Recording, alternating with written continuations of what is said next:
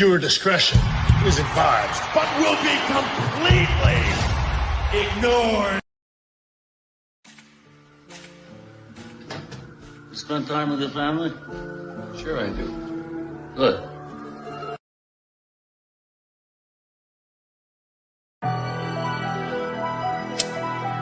Culture made it hit, boy. Yeah. I'm just gonna talk my shit, cause I'm tired of these niggas, man. Yeah, let's rock and roll. My one man goal in life's to get my pockets swole. We got them grams to turn this to Afghan to make your block explode. Your profits low. This ain't no stop and go, so you should log in low, bro. Keep that ratchet. We don't do theatrics, boy. That's not for show. I won't retire.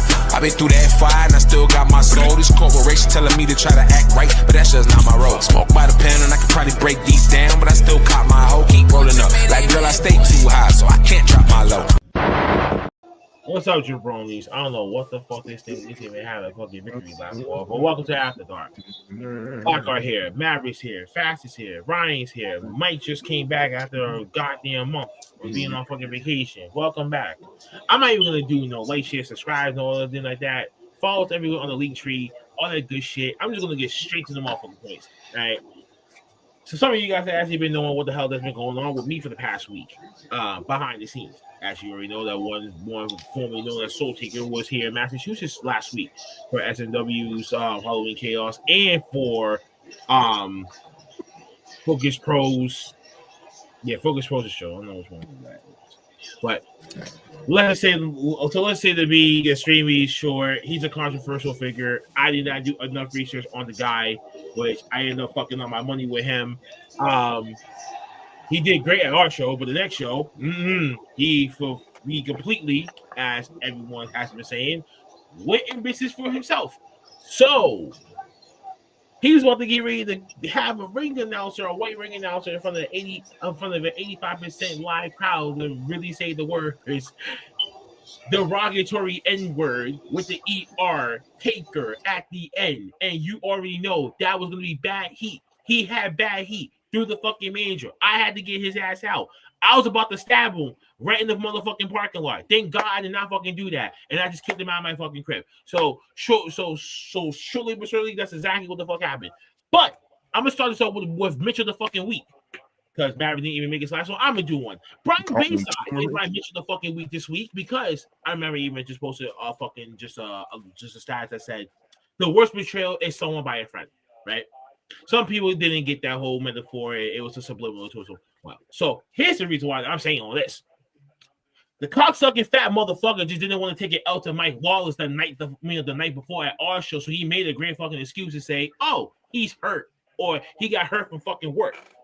But you know what the fat fuck really fucking did the very fucking next night at his own show at Focus Pro? He faced off against Joey fucking Janela and wins. Who's Joey Janela? You know who the fuck Joey Janela is. Why does that name sound familiar? I want you to think about that and then come back to me. So, because of all this, I'm too fat. And even when I walked up to him, shake his hand, gave him a dap and everything like that. Yo, great show going on right now. Blah blah blah. Just give him his flowers. Didn't he not even say anything about the night fucking before to me? About yo, sorry about last night, B. This shit came up, whatever, boom, boom, boom. At least. But he tried to make it seem like, oh, it was just sweat on the fucking rug. All because, and the way that he did it, he went to a fucking wrestler to actually do it.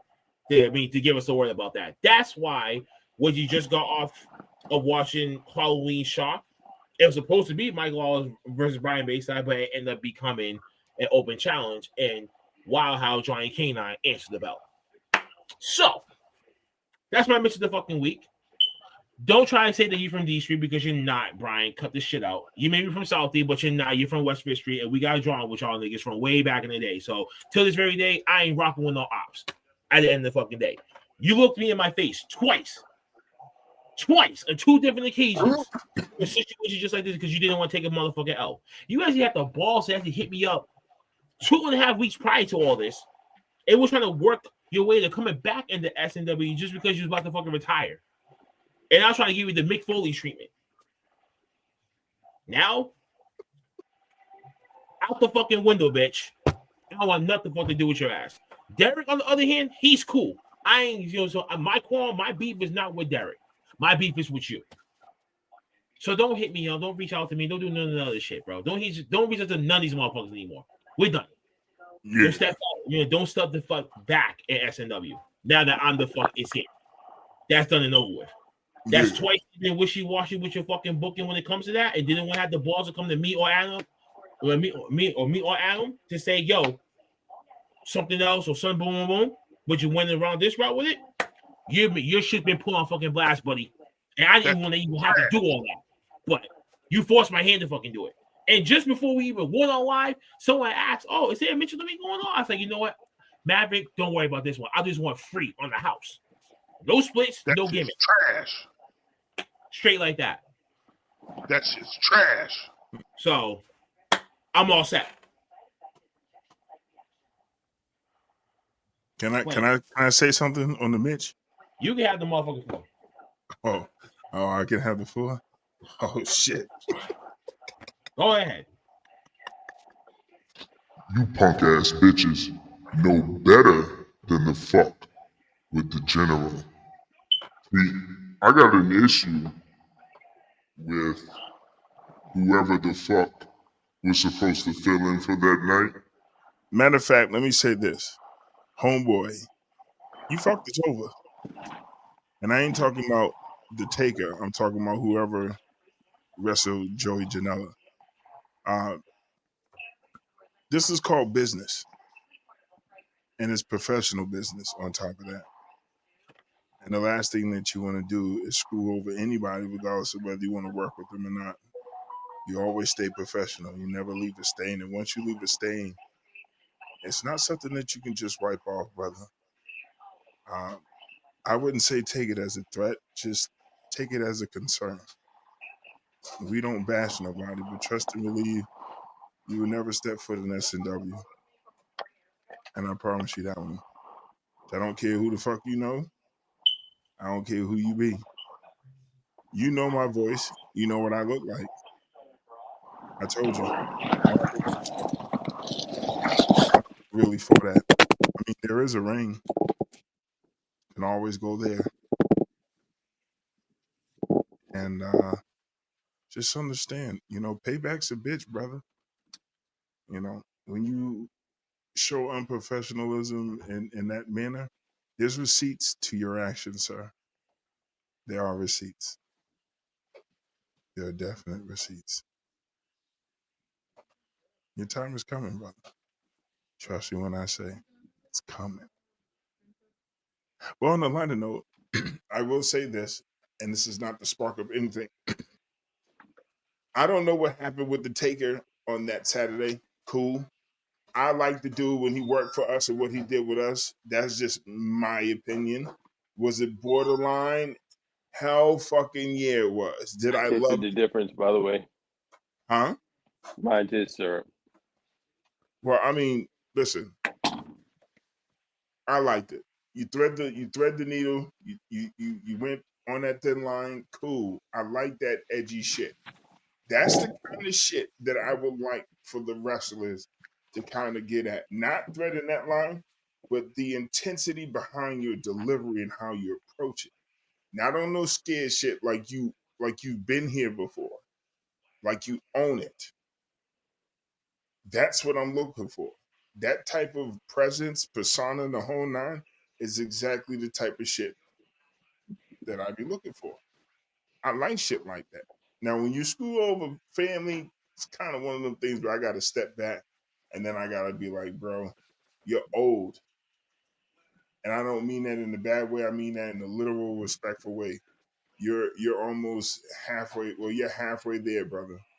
So you should automatically know what's accepted and what's not accepted. There's no way in hell you should have put my boy in that predicament. That was uncalled for. That was cool. And that should be a lesson for anybody. On both ends. Whether you do your research on a person or not, whether you interact with a person for the first time, it's respect. You don't show your ass unless you're putting on a performance. Other than that, you keep it professional and respectful. Some motherfuckers, you just can't take the hood. You can take the nigga out the hood, but you can't take the hood out the Negro. So That's my Mitch, and I'm done. I'm gonna mute. Okay. So I just want to get that fucking bitch a little beat dealt with. So that's on my system and shit like that. But we've been gone for what, 2 weeks? What the hell is this? Oh, okay. No, Mike got the he got the Squid Game mask on. I was like, what the fuck is that? Are you supposed to be a luchador like Wolf or like Skeleton? Ooh, no, one's La Parker and the other one is the Squid That's Game. not La Parker, is it? Yes, it is. Then I need that La Parker dance. No, man. He bought that mask. He bought that mask a long time ago, man. You don't remember that? Dance with the chair, bro. He bought it at that first wrestling event that we went to. Yeah, but together as a group. I need that La Parker dance with the chair. Well, shit's not gonna fit over your head though. Because you know the only reason why it's not gonna fit over your head is because of your dreads and shit. He doesn't have hair like that. You know what I'm saying? So what the hell you doing? Wait a minute, man. Do that again.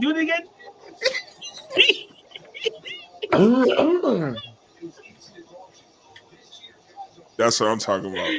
Oh, I did that last night. Oh, shit. I love y'all boys. But I love the whole O.T.T.R mall for just not just the O.T.T.R, but for everyone that's been reaching out to me, making sure that I was straight because of that incident, that whole shit like that and everything. The fuck that I appreciate y'all for I mean, yeah. As one person has told me, rookie mistake. Do extensive research on the person that you're trying to bring in as a high priced person, and make sure that you're gonna get your money's worth and shit like that. So at least now, lesson learned. So, in my personal opinion, lesson learned. In my personal opinion, I thought it was somewhat okay, but then when I noticed once we started getting in the back and this nigga started talking, I knew something bad was about to happen with this nigga. Talking about 2 peach fried watermelon dinner and nigga this, nigga that, and that red drink. I'm like, this nigga, that's all this nigga knows is nigga. Brody, vocabulary is nigga and watermelon. If I can tell you a story real quick, if I can tell y'all niggas a story real quick before we really jump into this shit real quick. Okay, so as y'all know, Soul Sick stayed at my crib, right?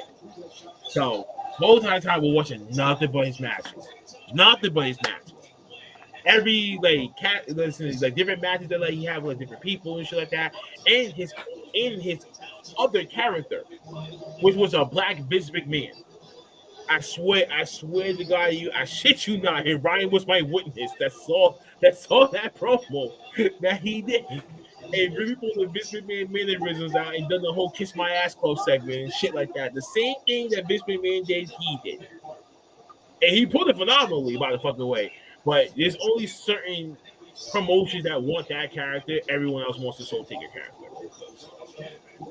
And I was like, you push this shit out, you get more over with this than this. But that's not my character. That's not my man. That's not my problem. Everybody always wants that edgy shit until the edgy shit shows the fuck up, and then they can't handle it. Yeah, this is one of those things where I tried to say, like, it's a lesson learned, like how far you can thread the needle compared to just letting the shit fly and then just dealing with the consequences afterwards. and I was so excited, bro, because like at first when we picked him up, proof, this man below me actually has a shovel and a trading card from him too. Yeah, see, I only like the shovel because he smacked Gulak with it, but what upset me was I was so excited that I got to smoke with somebody that smoked with Teddy Long and the Godfather. Yeah. And we had to smoke. Yeah, and we were smoking him up the whole fucking night, I guess. Well, technically, I did. In retrospect, Yeah. TK was with me too. TK was with me too. So we were sitting there watching all this shit. The TK is my boy. I fuck. Yeah, like 5 o'clock in the morning. 5 yeah, I fuck with TK. That's what's up. Yeah, but shout out to TK Odin too, man. He's coming back. He's coming back this summer for Eustace promotion that he's having. It's TK Odin, not OD'd. Well, for those that are not listening, listen. The girls won't listen. The girls not gonna let up on that tomorrow when it comes to his match and shit like that. But speaking of matches, jeez, WrestleDream. Y'all watch that shit in the past couple of weeks? Y'all watch that? Y'all watch that shit? Well, shout out to Shar for making this slide and leaving it up on here for God knows how fucking long. I don't even know the fucking results, so shit was tough. Conglomerate wins, hooking Eddie Kingston wins, Team Willow wins. I'm just gonna go about the pictures that actually is like running. I don't know. I don't know. I don't know who she's talking about. I don't know who the hell was even that. FTR wins against Jet Speed. You know, over the contest and shit. Someone makes it like never mind. Excuse me. Shaw puts a couple of them. Oh yeah, Jet Speed had the fucking phenomenal match though. But my God, do something with these fucking guys. Oh, and fucking Stokely fucking cheats to win, and obviously that's how STR actually wins. And oh yeah, and Tekla faced up against Jamie Hayter in this match too. I mean, I don't know y'all Tekla fans, but she's she's really an artist too. And she was an art gallery, which is pretty nice. But Jamie Hayter actually gets the win. Female Austin Powers. Jurassic Express back face off against the Young Bucks for $5,000. I think it was, but the returning baby faces, they actually won this match. But the Young Bucks had a great showing. Their gimmick is fucking hilarious with them going completely fucking broke and depending on these winning monies just for them to live their lavish lifestyle. I thought that was pretty cool. But you get Kenny Omega coming out to make the save for Jurassic Express with Missy teasing the Elite coming back in the full force soon. So who knows? The Demand takes on the Hurt Business. Who the hell would even thought that the Demand was actually going to win? No, it was actually the Hurt Syndicate, and some people actually got that one wrong. Yikes. Mark Briscoe takes on Kyle Fletcher. We all know what the hell this one was going to be like, but this was still a good match. I mean, AEW gives you great matches and shit. It's just WWE's stylized matches that tell stories in the ring. This one is just straight spot monkey fest, and then whatever that the finish is, we gotta make sure that we get there. But Kyle Fletcher was. Chris Statlander defended her title again against Tony Storm. I don't know what she does in the category this one match, but Tony lost clean to Chris Statlander. But as the aftermath of this thing was, her and Mina Shikawa, the AEW Women's Tag Team Championship, now the tournament is happening and shit, so they're gonna be teaming up and stuff like that. So they get Tony Storm something to do. So Chris Statlander is now, another guy about Miss Nine Belts. Mercedes Monet. 13 and a half, to be specific. She fucking won the interim Ring of Honor women's television title. People pull their fucking wigs. That's just crazy. Bro Dino takes on I forgot who the tag team was that they was facing off against, but they retained their titles. Oh my God. We'll talk about the Mercedes one in a little bit though. I know some people are still pissed off with this one. I got a lot to say about that. Oh yeah, Okada and Takeshita miscommunication, and actually seeing what happened on Wednesday. Basically, that's just going to be turning face, and Okada is going to be that's how the whole broadcast here is all about to start splitting in half. Samoa Joe takes on Big Mike's most beloved and hated adversary, Adam Page. And some people really wishing for Samoa Joe to capture the title, but no, that was going to goddamn happen because Hangman Adam Page is the guy right now. Sorry, Mike, I had to say that one out loud, but yes, he is. Even though that he's a guinea pig. Oh yeah, and speaking of guinea pigs, the fucking ops turned heel on him. I know all things. In the main event, Darby Allin and Jon Moxley in the I Quit match. Now this, because of Missouri State Athletic Commission and shit, there wasn't no blood, there wasn't no glass, there was like no crazy shit that really happened in this match. That's why you didn't see that much blood during the whole pay-per-view. So fun fact for that, but this was still a dangerous match. Darby Allin getting tossed like a fucking rag doll, spiked the fucking death, nearly fucking drowned in a fucking fish tank full of fucking water. And guess who comes out to save his ass? None other than Sting comes out. Grandpa fucking Sting comes out with the white hair, the white beard, everything. I'm like, yo, I'm with fucking getting old, fellas. Jesus Christ. It saves fucking Darby Allin. Darby actually gets the man to say, I quit after a couple of bashes with the bat. And and actually giving him the sharpshooter in the middle of the ring, which I thought that was pretty. I don't know.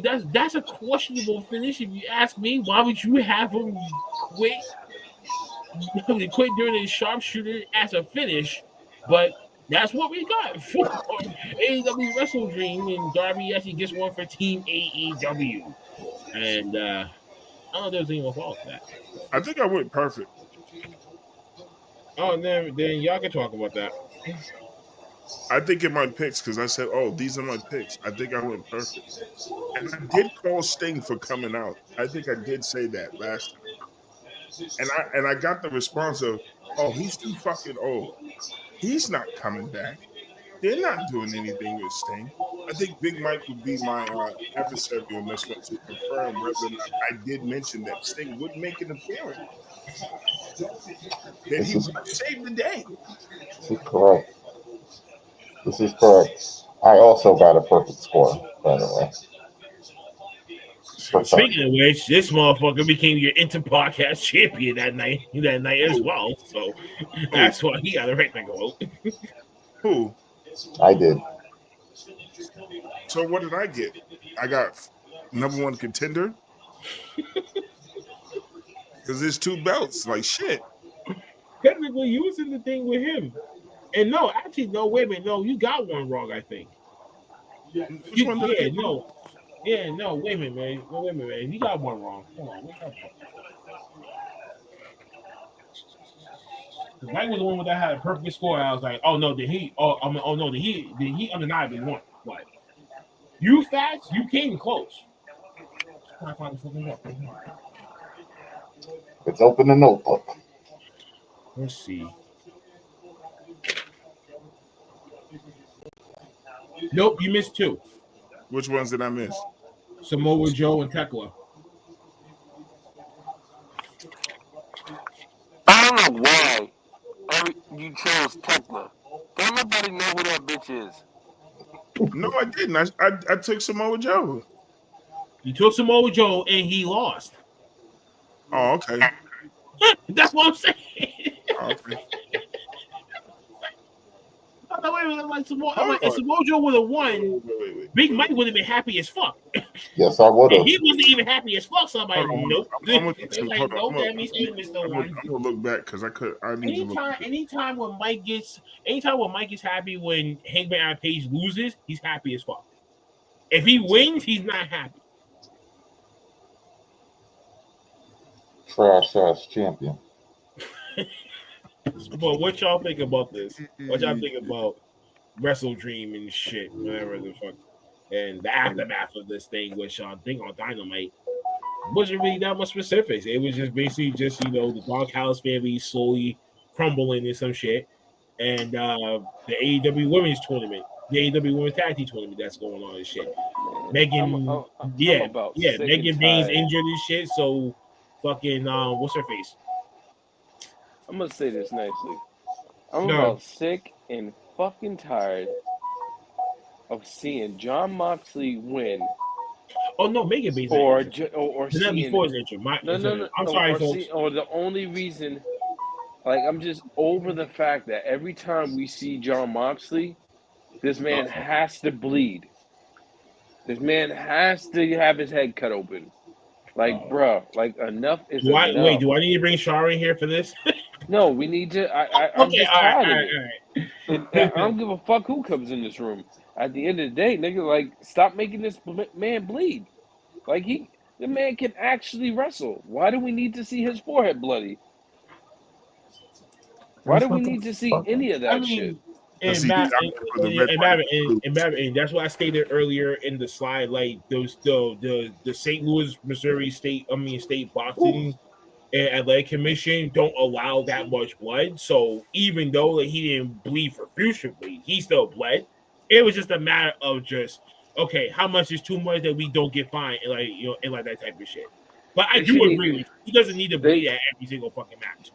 He doesn't. And for honestly, all these Texas death matches and shit like this, like yo, for real, like AEW to me is like battle rap. It's like setup after setup, punchline, setup, punchline, setup, punchline, setup, punch. It's Diablo. annoying.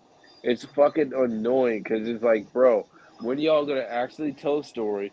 When you guys are actually gonna fucking not have to put somebody in a Texas tornado death match? Like, I don't care. Like, yo, bro, like, I feel like AEW is like one of the most unsafest fucking wrestling programs out. Like, there's independent wrestling shows that are more safer than fucking And AEW. Maverick, and the fact that you said that, right?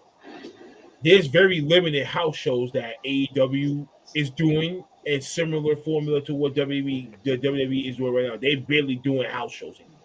There's only very limited house shows now that they announce it. That's it, because they're trying to conserve the health of the talent. But the shit that they do in these matches can still get them hurt anyway. It's not. They're not even conserving health. Like, I hate to say it, but like I said, man, independent. I'm not even going to mention WWE because it shouldn't always be WWE versus AEW. But there's independent shows where wrestlers conserve their health more in a wrestling match than AEW does. If you look at that match alone between Darby Allin and Jon Moxley, I swear to God, half of the wrestlers that have neck problems got neck problems. They all felt that shit. Anyone that has a back problem, they all felt that shit. Like, it's so horrible how they use and abuse their wrestlers. Like, there's wrestlers that should be wrestling, like Powerhouse Hobbs, unused. Samoa Joe, used incorrectly. Fucking, like, the fact there's just so many wrestlers in AEW that are used incorrectly that it's starting to get boring constantly watching all the young Bucks Casanova, the Young Bucks, you know, the fucking Don Callis family, the John Moxley especially the Don Callis fucking family, bro. That story has been going on for over a year and a half. And it's still going. I'm like, no. What is the Don Callis family? This group, I don't understand this. The Don Callis family has been popular. Minoru Takeshita in it. You got Rocky Romero in this group. But what are you doing with these guys? Well, but that family has been popular since the start of the company. National wrestling boy band, like 3MB. Oh, Jesus. But if you think about it, the Don, like, here it is. We've had the same feud between the Hurt Syndicate and Ricochet. You know what I'm saying? I think they called the EPMD, right? The demand. They came up with is pretty basic as fuck. I can give two shits. Like, we should have come up with a better name, Ricochet. Like, come on, the man. I can give two shits what the fuck they call. My problem is D's on that bitch. My problem is that they're using the same shit, and it's tiring. I'm sorry, but at least Bobby Lashley had feuds when he was in WWE. At least Shelton Benjamin and Cedric Alexander held those tag titles, and they had matches. Like, don't get me wrong, it's not like they're not having matches, but I feel like you're just like, AEW is just not a safe company. So can we just say that the niggas are doing their job better than the I mean, hey. You said and like you said, this wait, whoa. Yo, listen, man. I just got over one incident. I'm not trying to create another. Oh no, you ain't creating it because I'm saying it. Uncle Pat's saying it. Now listen, I let it be known after every show. And speaking of which, bring it.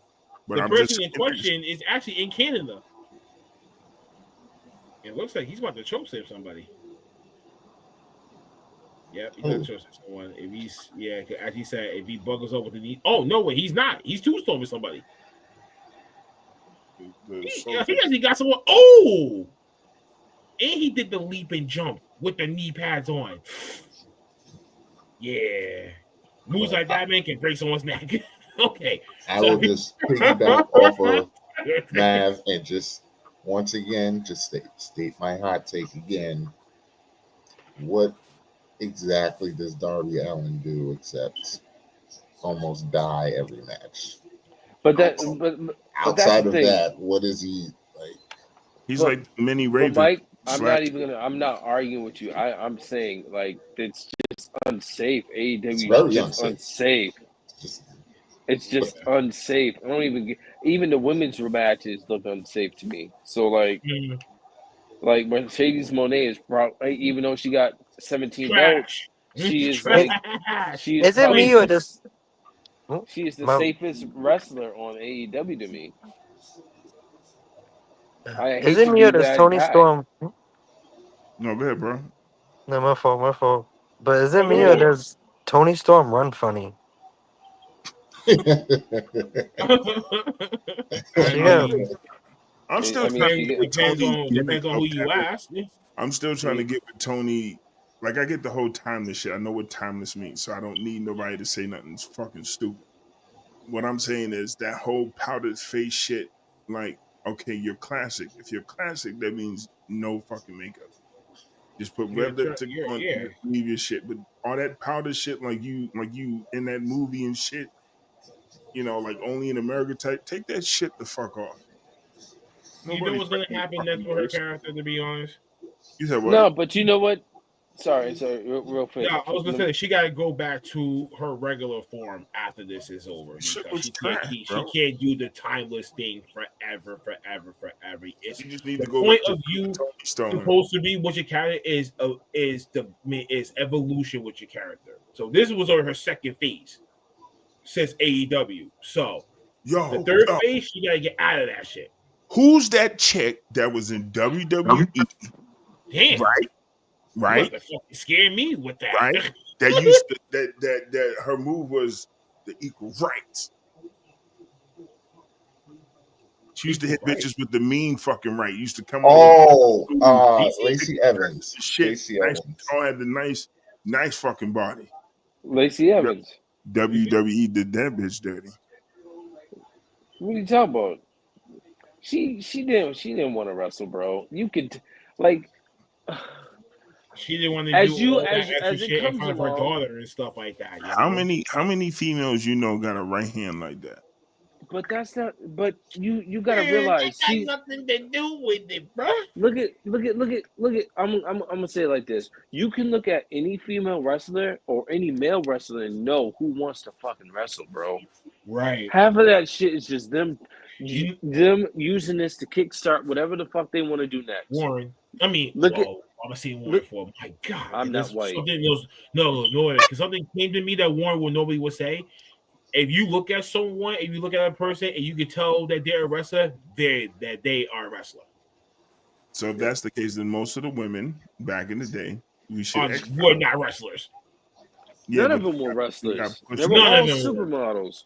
A lot None of of the them were. time, The only one legitimate one that came into play was Alondra Blaze. That was the only one. Oh no, wait a minute. No, wait a minute. I correct myself. Bull Nakamura.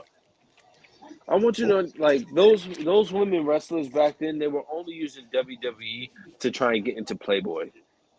Well, it was to bring in the audience. It was bringing a more of a. They were all trying to get into Playboy because who got into Playboy? Stacy Keibler, China. All these motherfuckers are trying to get into Sonny. Playboy. Sonny was you the know, first. China actually. Yeah, Sonny was the first. She Sonny was the one who broke the mold for it to be cool for you to do that, but Sable was the one who sexualized the fuck out of that bitch. that's Clear. but again, was the like Pamela Anderson of wrestling. But just to go back, a lot of those wrestlers in AEW, half of them we don't see on TV because they really don't want to wrestle. Or can't. Yeah, or if you look at Nikita Lyons, numero uno. I'm just gonna say this because it's true. If you look at Nikita Lyons, she is not a wrestler, bro. She's using this platform. She's a She is using this platform to try and get what's next. Star. And on the male side, I'm gonna say this because it's true. On the male side, the other person who didn't want to wrestle His name is Wesley. And the reason why I'm gonna say this is because there's no way, no motherfucking way. I don't give a fucking. He can wrestle, but the problem is he was on NXT for 5 fucking years and did nothing. Nothing. Some people don't have. He just had the greatest ambition. With the North American Championship.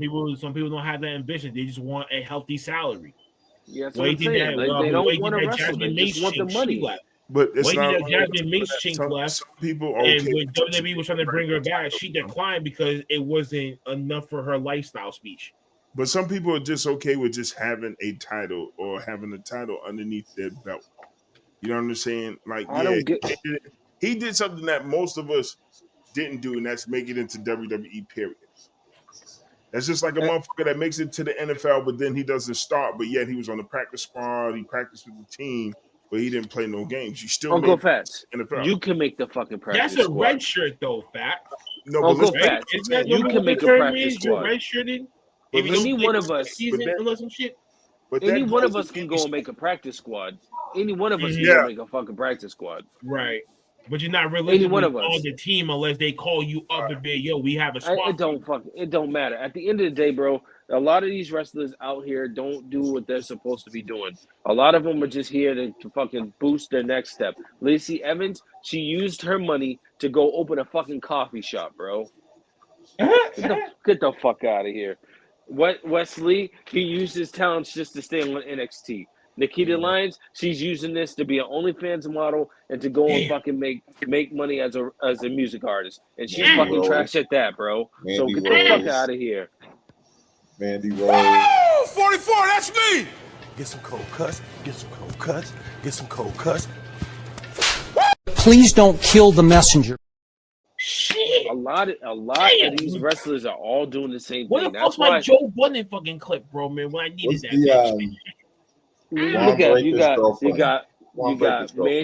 got Mandy Rhodes. You got the little skateboard chick. Braun Breaker's girlfriend. You know, you got all these girls out here trying. They're out here trying to make a living, but then they can't because they can't fucking wrestle. So what do they do? Shout out to HC for the collection that he has gotten at NXT because them girls want to wrestle. Shout out to HC. They got girls that want to wrestle. Wesley's fucking bookings and shit being available now. It's like now you want to reconsider that option. Jada Parker, Lola Vice. Oh. The Chase U girl. Gail Hall. Yep. Yeah. Like them girls want to wrestle. Can I just say one thing? Can I just say one thing about Lola Vice?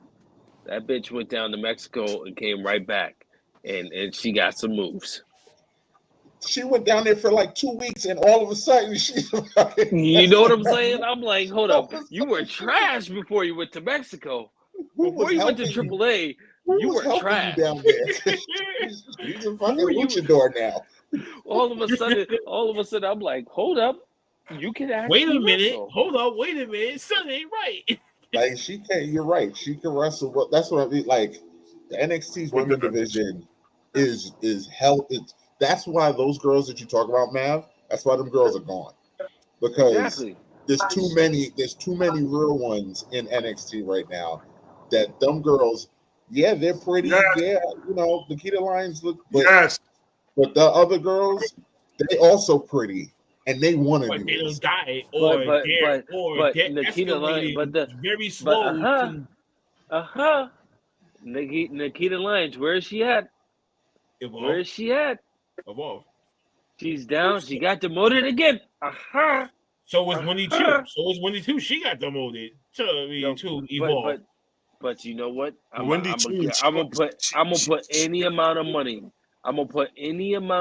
Winnie Chu will get called up to NXT again before motherfucking Nikita Lyons. That's why he's the MVP. That's why he's the GOAT.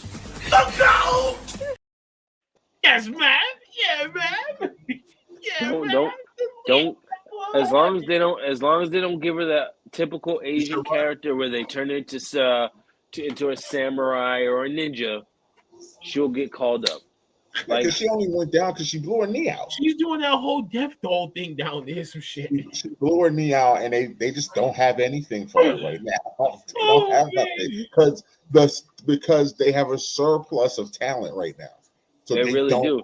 They don't have anything for her. That's the only reason. Had she not blown her knee out, she would be in all of this main event picture with them too. But who's this? You look at some momentum. You even look at the talent they got in LFG. Come on. The female talent in LFG are ridiculous. That girl that had the title, not the black girl, they need to call her up like now. Listen, the one that looks like a mix of Beyonce Belair and Jade Cargill together. Yeah. On Evolve. That girl's got like it. Like every time she's on the screen, I just look at her like, that's a superstar. Reading, huh? Like that's a superstar. Like she's believable. But you know what's and to believe, she got that it factor. She got it. She has the full package. Saying that these shows was going to make a major impact on the way people look at wrestling. I got scolded for that shit. You know, nobody was going to pay attention to Evolve or LFG because there was just too much going on. I said that. Going to watch all that wrestling and shit. I said that. And nobody's going to fucking TV to watch wrestling. I said that. You know what I'm saying? I think I kind of agree with that a little bit. I agree with it a little bit, but then I started going to Tubi, so I had to retract my statement. I understand, but you have to understand when you're a fan of something, it's going to pique your interest. There's going to be someone that's going to catch your eye in the midst of what you're dealing with, and it's going to be like, yo, this person really could be something in Raw or SmackDown, possibly, well, even in NXT, because you got to go through NXT to get to the main roster. You know who I do want to see get called up? I know this is completely off topic, but that chick from LFG, the cheerleading chick that's mad muscular, but then got a fat old face. She was on Team Undertaker, and she looked like she about to hit you with the power bomb. Yes. The one that didn't have a I want to chin. see her. Yes, I want to see her get called up. Sorry, Uncle Fats. Go ahead, finish your statement. I apologize. That shit just like went through my head. No, I was just asking, was she black or white? Oh, she a white girl. Oh, okay. No, what I'm saying, she went viral. I gotta go back and watch this thing. She's a viral cheerleader who she's just buff, but her face is just fat. What WWE is doing, right? Let me just say this: what WWE is doing. WWE. I don't know. We're just talking about a little bit of everything. How the fuck do we get from one company to another one? Because we were talking about how unsafe things are, and then we started talking about believable wrestling. And then you let Uncle Fasters took the driver's wheel. No, I didn't take the driver's wheel. I was just making a statement because everybody calls me when I make statements and then turn around and do the same exact shit. I was just making the obvious observation. All I'm saying is that what they're doing is they're making a platform so that people don't sit back and just wait for Raw or SmackDown or NXT. You got something else that can tie into the company that creates a buzz. Remember, that's where you have New Japan. That's where you have TNA. That's where you have independent promotions too. Thank God for the IWTV. Shout out to them. Go download the app. Only real wrestling fans stay up with New Japan Wrestling. And real wrestling fans stay up to date with the local indies and shit too. But what I'm saying, New Japan comes on Thursdays at 10 o'clock, so I don't know about y'all. Access TV, motherfucker. We're taking the wrestling out of context. Gary, ain't that your bedtime? You do know sometimes. You know there are more entertainment fans than there are wrestling fans. True. Now so they all want to see the vignettes. A lot of people want to see the vignettes. They want to see the titties and the ass popping. You know what I'm saying? They want to see a muscular man on their TV. But in all actuality, real wrestling fans are people like us that are constantly watching something, constantly talking about something, constantly worried about the next thing, constantly going to these independent shows, whether they're a part of it or they're sitting in the audience. But those real wrestling fans know what the fuck we're talking about right now. You know what I'm saying? I know they do, but what I'm saying is that we're dealing with two different mind frames of fans. Yeah. It's You know, still you real got to We me, are Sports. the OGs, the and now we're dealing with the YNs right now. That's just what no, it I'm is. not. Well, I'm saying outside of that, what I'm saying as far as wrestling right now in 2025, we're in the era where it's entertainment versus wrestling. Spot Monkey Fest. Mm-hmm. So it's Spot Monkey Fest versus Psychology Wrestling. we have to look at shows That's like basically Evolve. wait. and Fast. Spot Monkey Wrestling versus Psychology Wrestling. shows Spot like Monkey Wrestling is what you watch on. Spot Monkey Wrestling is what you watch on AEW and New Japan. Storytelling wrestling and psychology wrestling, stylized wrestling, that's WWE, that's like MLW to a certain extent, that's like TNA to a certain extent. And you can tell from the difference where it's just straight from the bell to the bell, non-stop action. Smart Monkey Fest. But if there's pause moments, so if like this pause moment, so say like for instance, right, Maverick, since you're a referee now, you will know when certain main cues are where it said, but yo, this is the middle of the match. This is the beginning. This is the end. That type of stuff. So you know where your placement is, right? Oh yeah. I'm starting to get to that point That's where psychology it's starting to, yeah. Well, Like, let me ask you this. So I'm glad you mentioned Small that. Monkey shit is just they'll tell. So like Small Monkey Wrestling is this. They'll tell Maverick to finish. All right. So listen, right when I give him this, boom, that's the finish. 1, 2, 3. And you just stay out the fucking way. So let me say this. This goes out to the refs, and that's nephew and Riot. Since y'all been refs now, and you watch wrestling now, does it enhance the way that you see wrestling as a whole, or is it still just the same to you as it was before? Very good question, guys. Ryan, go ahead. You start off. Yeah, it definitely enhances it In what because way? you get to be in the middle of it. You get to be in the middle of it and kind of pick up on what they're doing on TV and then apply that to what you're doing in the ring and try to be more like, I don't know, like a little Nate or a little Kyoto. You see how the refs interact and kind of I with the would wrestlers? like to say you're more of the coach in the ring when it comes to the talent. You gotta tell them, like, yo, either X amount of minutes left, so they know. Okay, yo, boom, we gotta wrap this up. Boom, boom, boom, and everything else. You should know what the finish is because they usually tell you that in the back before you go out there. Yo, this is the finish. Boom, so you know what it looks like. So you know, okay, no, that's the finish right there. Okay. For me, Or Yeah, that's what me and Matt were doing when we sometimes, went to or sometimes what they want to do on the fly is what they call an audible. Meaning, like if someone say like they had like a change of heart last minute, and they'll look at you and be like, "Yo, he's gonna win," or they'll look at you and be like, "Yo, he's gonna take it." And sometimes you gotta call shit on the fly.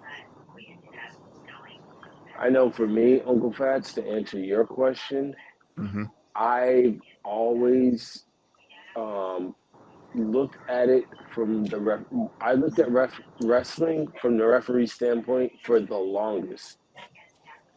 So, like, as I'm watching every TV show, I'm sitting there, I'm watching, like, yo, okay, this is what you got to do. This is what you got to do. Like, this, that, and the third. But it's enhanced my wrestling because I'm like, now as I'm watching it even more after doing it, it's like, It makes sense. you know how to do the dance. Right. You know how to lead. You know what I'm saying? You know how to be a part of it now. So it has definitely enhanced it. Just watching it, it's just like you put yourself in that referee's shoes and you're just like you're there. You know what I'm saying? That's why I'm like I never want to buy tickets to a show because like now I'm like all I have to do is just fucking pretend I'm this person and it feels like I'm there. But it works though. It's funny how it sounds funny, but when you really think about it, it's you appreciate the art more than anything. Now you start to see and understand what these refs and Yeah. these wrestlers go through on a week to week basis when it comes to prepping for a match, a storyline, a show, what they have to do, what happens if someone gets hurt, if they don't show up, if they flake out, whatever the case may be. Mm-hmm. You start to have a different perspective about the business and the show itself as a whole.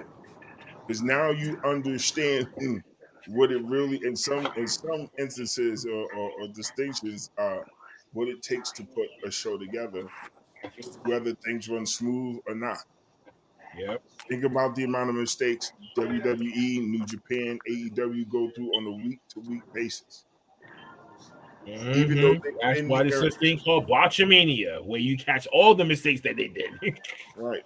And that's You why know, that's you why it's definitely catch you would think, everything. but you would think Yeah, for real. it's flawless, but don't realize that every fucking week there's always something that goes wrong. Mm-hmm.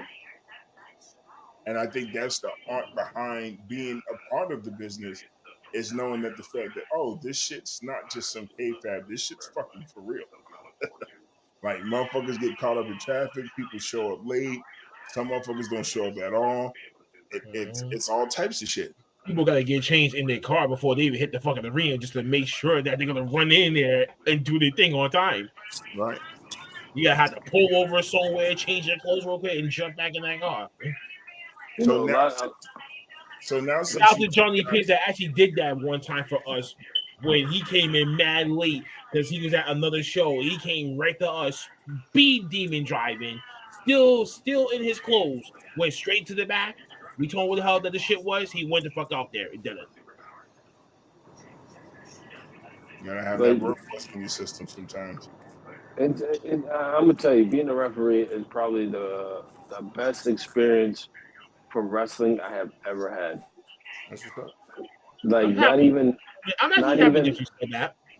like, I don't even care about any of the shows we went to. Like, granted, that Monday Night Raw we went to was kind of fun, watching Biggie win the title. You know what I'm saying? Yeah. But being right in the thick of things is, it's just different.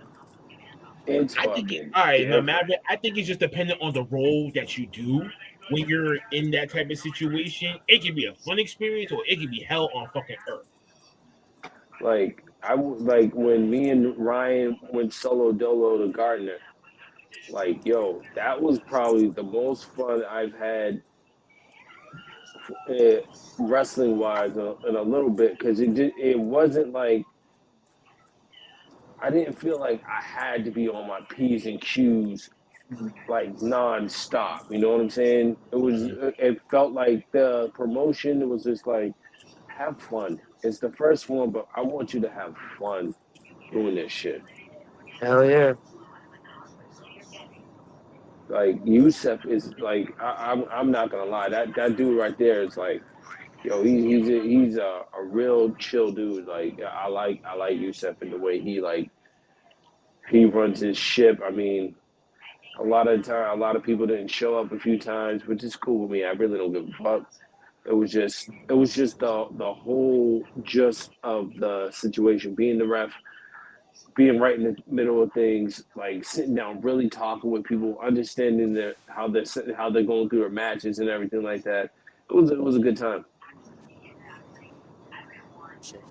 And Mike he's the one said, that came up with "Yes, the whole part of blue it, team fool. ref. You said came Big, up with Big Mike gotta get his ass a part of that, man.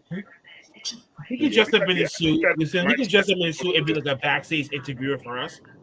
Professor Mike. That's gonna be. I'm Professor Mike here, standing by with the SNW World Openweight Champion, the Cohort Truth, Mr. Johnny Pierce. You can't have your interviewer be taller than the talent. Well, technically, how old are? Well, no. Well, technically, how tall are you? 6'3". He's definitely taller than Ray Spannon. Now, some people will be at least your height or shorter, but Johnny Pierce, he's taller than you. Mike, But you know what? Rex Lawless, he's taller than what? you. I'm gonna say this, Mike. There's a few people that's taller than you, Mike, that we have in the locker room. We're not normal. We're not a normal wrestling company. We're our own shit, bro. And if you 6'3" and motherfuckers are short and you still have Yeah, man, you might have to like look down and bend down. So What are you talking about? We got that like that little white girl to be the backstage interviewer. She was doing the thing. Lacey? Yeah, if that's her name, I don't know. No. Oh, she's the one who writes our articles. Yeah. I prefer to have Mike because Mike has more of a, as we say, a je ne sais quoi. I've been told that my voice, I have a very good announcer voice. Media voice. Yeah, media. Thank you, Pat. You see how he changed it up real quick? He put on his sexy media voice. He was like, "Yeah, ladies, let me make." Anytime when this man does the post podcast and shit, when he does his own intro and shit like that, hey, what's good, ladies and gentlemen? It's your boy Big Mike here on the Pulse Podcast. You know, I got Dilla with me. Everyone else is flaking on me like usual. Now he gonna come in more I know smooth what and they subtle. want. Like, You be this having is that your voice boy. too. So This I'll is be your like, boy bro, Mike. I know what they want. Coming from Connecticut by way of New You York. can do that damn role, wife. You sure? Only thing we gotta do is just get you a nice suit. Get you a nice suit. Boom, you're good. You're good, yo, man. You're good as gold. Or you can just be a manager for a family. We can call you Professor Mike and the Mathletes. Oh, Jesus. Or he could be our version of the Godfather, and we just have him just like walking with a bunch of women wrestlers and shit. Listen, I'm a big proponent of bringing back managers to wrestling. I don't think they utilize No. I see Big Mike being the new Ditto Long. That's how I see him. Ditto Long. The Undertaker. The Undertaker. Deuce, you could manage the Undertaker. No, wait, Deuce, you're a fucking genius. Because Mike, I'm about to say, man, I might have to put your ass to work next year. You're gonna fight. Could we have? He's gonna be our new GM. He's gonna be our fucking GM for fucking Vortex and shit instead of fucking LaShawn and shit. You're gonna fight. He's gonna come up there with the fucking suit and everything like that. But you're damn right, Mike. So here's where you're gonna be posted at. This is your station right here. I'm gonna bring wrestlers in. You're gonna do one-on-one interviews. Boom. Do they roll with the shit? Get the shit out the way. Yo. I can see him doing an interview. I'm sick of your shit. You know what? You're gonna fight Frank Bones. I see. I don't see Mike getting all hype. I see Mike being more like. Nah, he gonna be like, whoa. We're not gonna do this here, ladies and gentlemen. He's gonna be subtle. He's gonna do that. Whoa, hold on. Yo, Mike. Do you know I do that Ditto Long dance? Yo, hold on, freeze. I know. He's like, I know you did not just say. But I Mike, you gotta pull that. Mike, you gotta pull that New York slang if you're gonna do this. No, it's gonna come out, but it's gonna be subtle. I'm telling you, he's gonna talk just like this. Yeah, but he still gotta talk like a New Yorker, though. He gotta talk like a New Yorker. Like, yo, son, let me explain something. I mean, Let me express something to you, son. I'm from New York. You don't play that shit, son. Like if y'all listen to like Jadakiss talk, that would be it. That's it. We're gonna have to change your name to Professor Mike Black. That could work. The Men in Black. Professor Mike Black. Oh no, Mike. I don't know, Mike. We might need to talk about that. We might need to talk about that, man. We might have to get his ass from CT up here to Massachusetts one of these days, man. You better take that road trip with your girlfriend up here, man. Hey, which one? Only an hour and a change away from Connecticut. Yo, dude, shut up. You shut up, dude. You don't. Which one? Don't be which one, Mike. Mike. That man Mike's damn near married. Right. But we already know he has 5 pieces. We already know this name. You already know Big Mike's name is Tommy. You all know that. That's only for chicken, bro. Big Mike's name's Tommy. He always. Where's the money coming from, Tommy? Don't try to. Where's the money coming from, Tommy? Don't be trying to soul taker Big Mike. Dog. Don't be trying to hit this man with the. I'm so mad. Whoa. My man out here trying to soul taker Big Mike right now. Cut that shit out. Wait, what? Nah. out here saying some nigga shit. Listen, you're not gonna Oh. Big Mike's happiness. Big Mike's happy. He got himself a true lady. He ain't got no extra pieces. She got all I'm the happy. pieces and then some.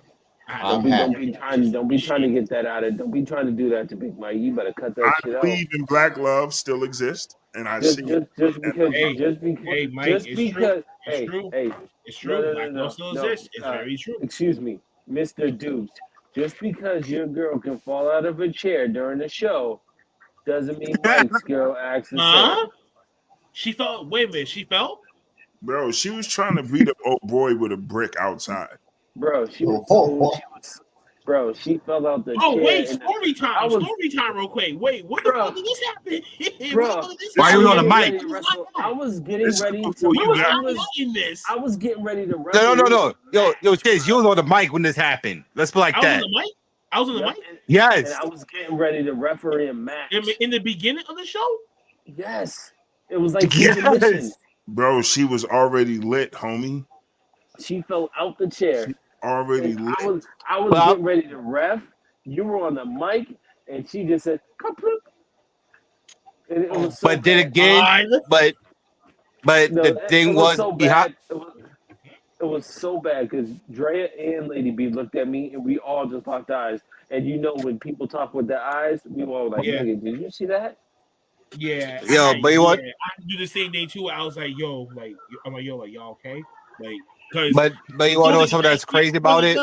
And I found this out. Water bottles He and was trying shit. to kill the motherfucker Shit. that gave me a ride home that night with a brick because he was in character and he walked up to her and said something and she was like, I don't pay that shit. I don't know what the fuck you think you talking to. What kind of woman you talking to? And he walked out and he's like, gabagoo, gabagoo. And she's like, I don't give a fuck. She's like, you see this brick? I'll smack the shit out of you with this brick. And I'm like, God, Was she talking to Soul Taker? no. at You all, remember the bro. dude with I'm the pissed. pinstripe suit on that had on the old school black Oh and white? yeah, that dude. That She dude. was going off for him. She was trying to beat the brakes off of this dude with a brick. But you know that That's dude. wild. That dude, he was a funny dude. He was saying some shit that had me rolling. Like an old Nigga, school. you should have heard this shit. Nigga, you should have heard this shit during our fucking phone calls. Yo, My fucking Dukes, phone calls with him, bro. I nearly passed the fuck out. Dukes, what did the Soul Taker say to her? Oh! Yo, Shiz, you want us to say it? Because I didn't find out till Shiz told me about it. Yeah, you want can the take correct that on. version. No, I you don't can want take the that on. I abbreviated already said the version. story earlier. Well, I my don't story want the earlier. So you abbreviated say your version. I want the full version. I want the full words of what was said exactly. You know, don't be trying to Because hide. Don't I be trying to wasn't there. sugarcoat. I was apparently doing hosting duty, so I didn't see what happened. Well, he called her black.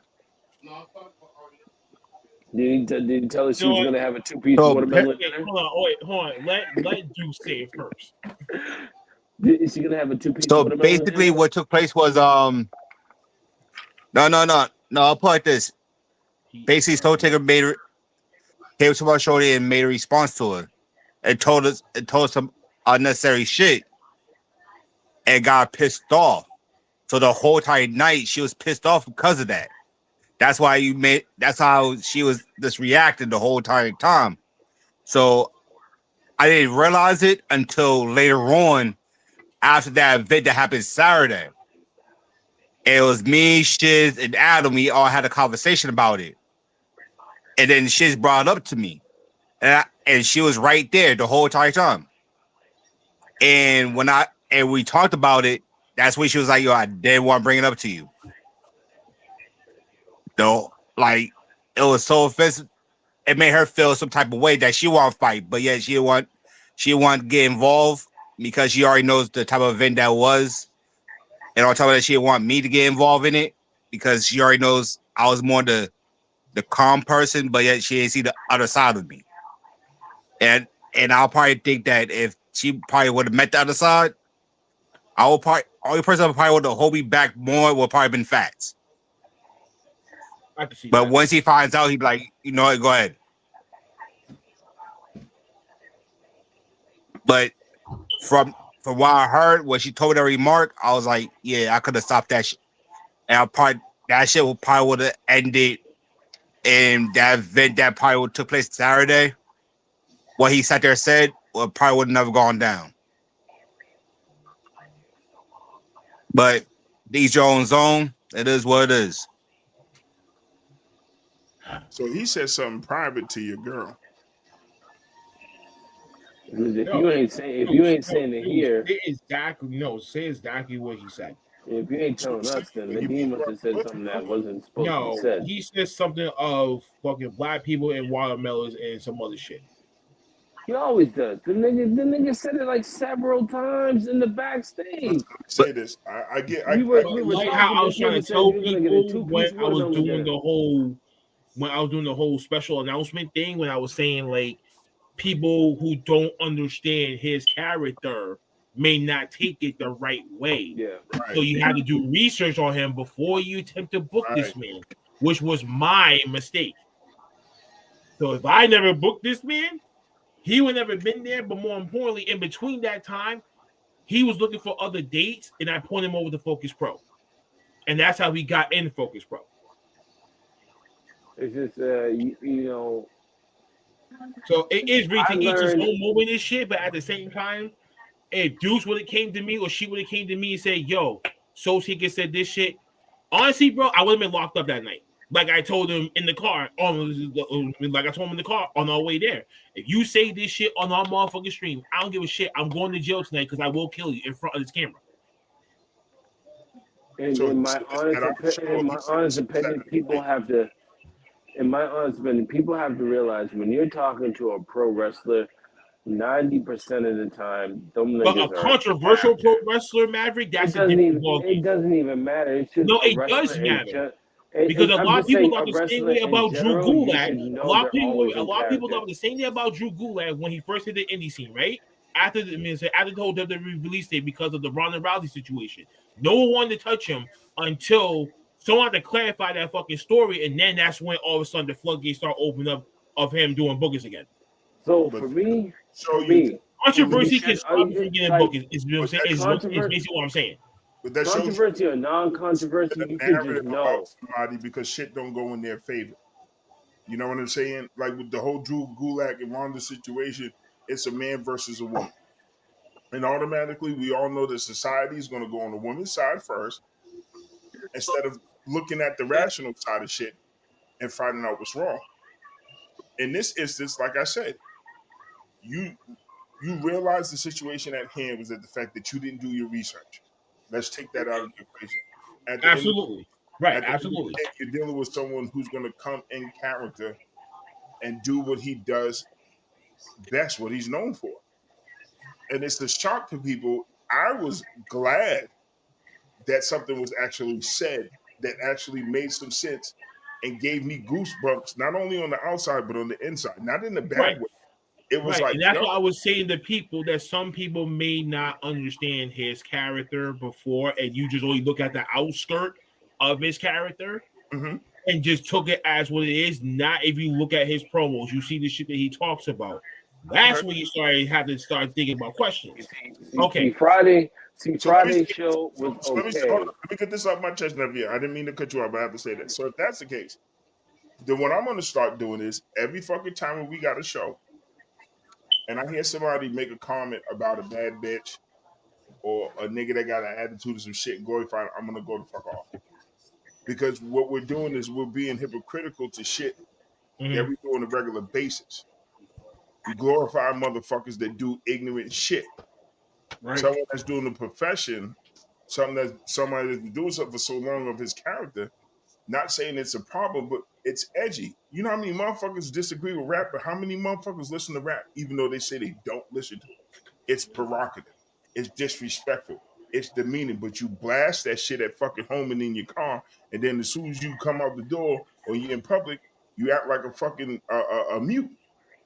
Like you're innocent to the fucking world. I get it. No, I get it. Character. No, I get it. I do. Controversy. Fact. I'm diving in the very moment that we talk. I'm diving in the very moment that me and So They can talk. I got her right the fuck away. You know what I'm saying? Only thing I was just saying, just certain crowds that you can get away with that type of shit. Like the Midwest, that type of shit like that, whatever. It's But dynamic. on the East Coast, there's certain things.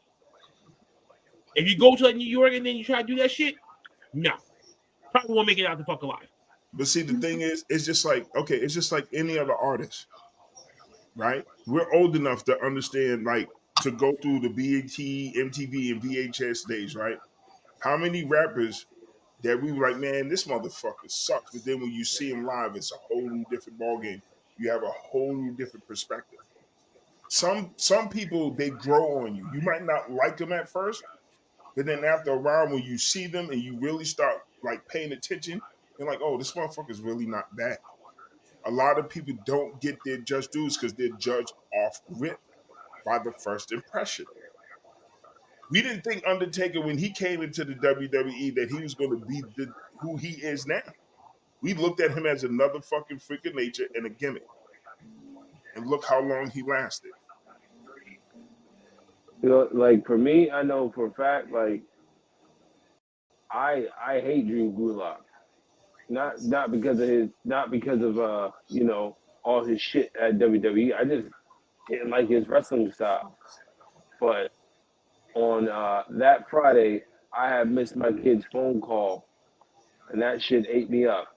And that man came out and he saw me. He's like, "You all right?" I'm like, "Yeah, I'm cool. I just missed my kid's phone call. You know, bedtime, like, that's important to me." He's like, "Come here, man," and gives me a fucking hug and goes, "It's all good. Don't worry about it." So that right there, like, showed me that man is a human person. I got to remember, like, he is human. Yeah, he is human. Bad, bro. Nah, But, man, you know, I really did not know that happened, Maverick. No, it, you know, like, it is what it is. Shit happens, but, you know, Soul Taker, and I'm just gonna say this because this is how I felt. I literally just thought I was just talking to somebody in character all fucking night. Like, I don't even think that man even was his real self. The only time he was his real self to me was when I was watching this man go over his match with Drew Gulak. That's it. But other than that, like, that man didn't say not one thing in his regular person voice. Everything had some, like I said, every other word was nigga this and nigga that. Yeah, Watermelon he's this, old chicken school. that. Right. He's one of those old school traditional people. He doesn't. Okay. So would you think that Undertaker would be the way that he is now if it wasn't for the podcast? Knowing that the fact that any other time when you saw him, he was in character every fucking time. I feel like You would think I don't think it's just the podcast. I think it's his wife too. I think his wife is really starting to do away with the Undertaker and bring back the Mark. You know what I'm saying? Mm. She's trying to, like, now that he's like out of the ring and he's not constantly on the road and not constantly doing shit, he's just like, he's Mark. He's Mark now. You know, But he's she's been not. in business too, bro, so she understands. She knows, bro, but she wasn't in the business as long as him. You know what I'm saying? True. So she knows how to pull you away from that.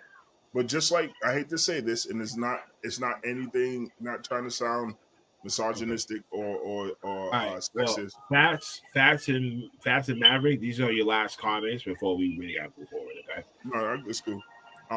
We know that when it comes to certain things that men enjoy doing, and you're married or in a relationship, the attention is drawn away, especially when you have a family.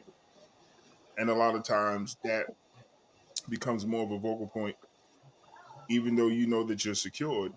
As a man, when you're known for being a provider, there's always room to provide. And you got someone who's did nothing but provided not only for himself but for his family, and it's kind of hard when you leave something behind and the door is still open to make an impact. It's just like someone who's a player then becomes a coach. They understand both sides. Mm. Whoever they're dealing with has to respect that the fact that this is what they love to do. You know, every woman would love a man to be underneath them, but you want things in life, shit's got to get done. And that's how I look at it. I get what you're saying, nephew, but we all been there. Dealing with someone who got shit that we want to do, and then because we give more time on that, they're not seeing it progressing because it's not coming in, not understanding that you got to put the work in first in order to play later. And most women don't have that mental mindset. That's all.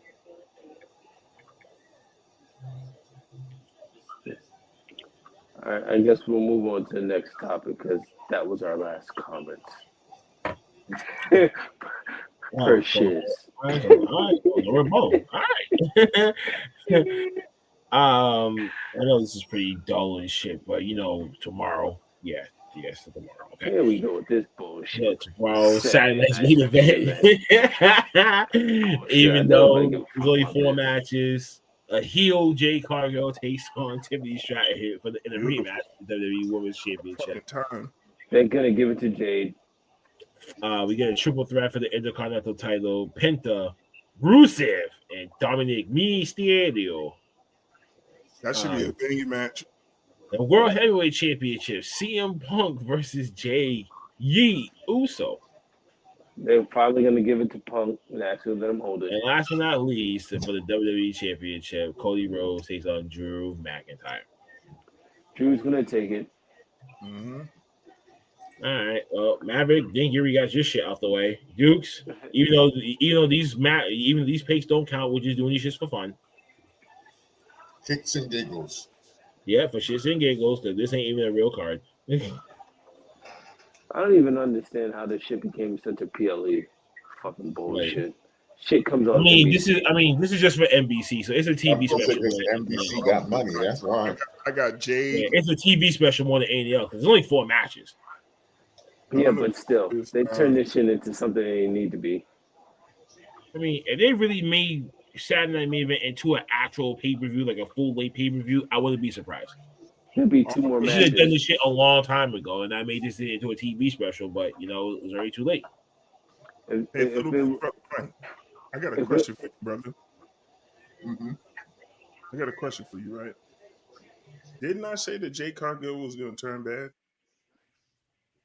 I mean, it was only a matter of time, but yes. I guess I'll go with Tiffany, because why would you drop it on a Saturday night? It's kind of stupid. And Jay's still not ready. She's still green the fucking they don't shit. As much as I want Rusev to win this thing so fucking bad, but they're not gonna do this now. It's going to Dom. Dom's gonna keep it for tomorrow. Sadly, CM Punk is gonna win this thing, but Jay's gonna turn heel in this. He's already heel. Nah, he hasn't turned full blown heel yet. No. Drew could take this. He is. Drew could take this. It's time. He's going to. It's time for him to be champ. He can't keep going on losing matches and losing matches. Jade Cargill is only gonna win because WWE wants her to look like a success story. That's what they're doing with all the AEW wrestlers coming to WWE. And stick it to AEW. But like I told pretty you, much. No, I'm on your side, Maverick, with that one. Especially to stick it to the AEW part. But yeah, look what we did with your talent. We turn her into we turn her into an actual star. Yep, that's what it is. They want her. It wasn't her work rate. It was her style that got her the fuck over. WWE wants AEW to feel like shit for not doing her justice. Right. Well, think about it. They kind of didn't do her justice from the beginning. Look how long it took for her to debut. One. Not only on top of that, when she got into the ring in her matches, she was pretty much the last one to get tagged because they had to carry the match because she wasn't comfortable. She had to go through the whole tag team phase, being hurt, getting the confidence in the whole 9 before they could really let her be who she was in AEW, and that's a bad bitch. Big night. This whole process was a grooming process for her to really show WWE, okay, you was bad over here in AEW. Now since you're a heel, let's see how bad you can be on the main stage with that belt. Can you really have the baddies like you say? Because you fail to realize. I bet Professor Michael Black. There's one person that's out that's going to come back, that's going to start her own group, that's going to kind of bring up some of the talent from NXT, and that's Naomi. They still got a few that has not been finished or completed yet. Right. I So was gonna this say, right yeah, now is when that's at a actually perfect up time. and rolling again. So Professor But Mike Black, what did you say, Mike Black, when I made her Mitch of the Week? When you made Jade Mitch of the Week? Yep. What did you tell me? I forgot now. You said she's only been wrestling for 3 years. Yes. Right? Okay, yes. Right? So, in all honesty, do I want her to win this title? Fuck no. But if they're sticking it to AEW, give it to her. Here's my thing: if they don't give it to her, if they don't give it to her, at least let her bad side come out to show what she's capable of. So But the right next now, review or the next match against fucking Tiff, she'll destroy her and take the and fucking heels do make better champions.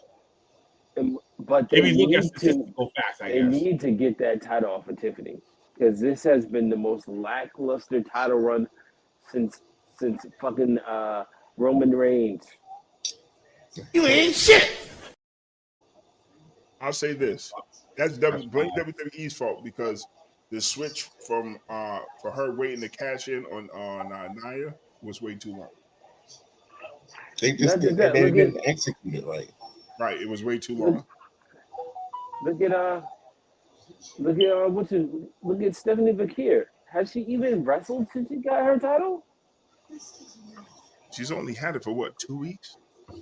No, she haven't lost. No, she. No, Yeah. two Well, weeks. yeah. What? 2 She only had it weeks? for 2 weeks, bro. Yeah. Yeah. She What? did 2 fight once weeks? on Raw. She fought Roxanne. I saw her Yeah, fight like Roxanne. Yeah, I she's think. only Yeah, I she's think only 3 had it weeks. for 2 But I weeks, think bro. 3 weeks. But you could be right. It could have been 2, but it feels like 3. Weeks. But if you're gonna be, I'm sorry, but if you're gonna keep putting these titles on people, and the only titles that are really getting defended are your women's tag team titles and your intercontinental title or the U.S. title, what the fuck are the other championships for? For you just to tote around and say I'm the champ? Because I don't know what they're doing with Julia, but If that's the case, put the heavyweight title on Sami Zayn. Let him have it for once. Give John Cena the Intercontinental Championship. Fuck it. Who gives a fuck? At the end of the day, like, this is what you're doing. Like, what is the point of having titles if they're not even being used? The whole point of this is to piss people off. Well, I'm pissed off. and I think there's more to it. I was pissed off. No, there is more to it, Mike, but I'm saying tomorrow. the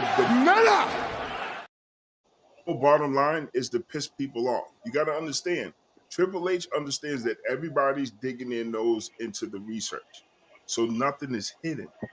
If everybody had the ins and out of what's going on, would we really care about what the fuck is going on and who's wrestling? No. Well, I care about it, and I'm pissed off. So then that way they could be like, okay, we got them hook, line, and sinker. I think tomorrow starts the build for Bianca Jade WrestleMania, because we're going to put the belt on Jade. Bianca's going to win the Rumble, and we're slow walking to we're starting, and we have to have Jade be a dominant champion. So we have to establish her. So, and that's what they're gonna do, Mike. That's what they're gonna do, because they fucking as we said, hate AEW. this is storytelling. This is The question storytelling. is, will it be tomorrow, or what will happen is, Or will Tiff lose we the wait to Survivor leading Series? Leading into Survivor Series, Will we wait to Survivor and Series? Jade wins it off of whoever wins, or will they have a triple threat? That's the question. I think Jade is going to win tomorrow, but I could see them doing it that way as well. I could see The only it reason why Survivor. they're not gonna wait for a bigger pay-per-view is because they want to get that title off her now. Before she breaks Bianca's record. They're really listening to the people. Let me say something. I'm gonna say is this: Jay's gonna win the title, and I also just say the new group of the baddies will probably be Michin and B Fab. out of here. Meechin. Hey, get the fuck out of here. Don't nobody want that. See that trash Could ass be wrestling right. on TV. But then Could be again, right. do Jay really need to have people behind her? Where I she think has she to spend does. over? No. She's Yeah. already Because his dominant So, by so but no, herself. And tomorrow shit. She you're don't headed. need a lot of wait. But here's the thing. But here's the thing I'm sitting there saying. It's just because of what AEW has done with Jay when she was They're in not, over there. they're not She gonna had a mimic little group as here. herself. Yeah, but they're not gonna mimic that here in WWE. But you may never know. They're not gonna do that. Bro, they've already stolen mad shit from AEW that they're doing right now. But It she was does. what? It was Red Velvet, Yeah. and Finance Kiera Hoke. Oh. So But Jay does need people behind her, unfortunately. It makes her look bigger. Like it just. But they Really? can't give her no shorty. She's got to have people around her height, like her stature. So So B-Fab, I could definitely see B-Fab. but here's Put the her reason why I with say meet you Nia because those two are a tag team. Or Lace Legend can get I the was just call up. about to say that last London. Last I mean, Legend. Nah. Yeah, Last Last Legend. Yeah, that's what I meant. Sorry. He said Last Legend. I said Lace Legend. Shit. Okay. But Wow. here's what also to the see. And you know what? And I've been saying this for a minute. And I was to this. I says like a while ago.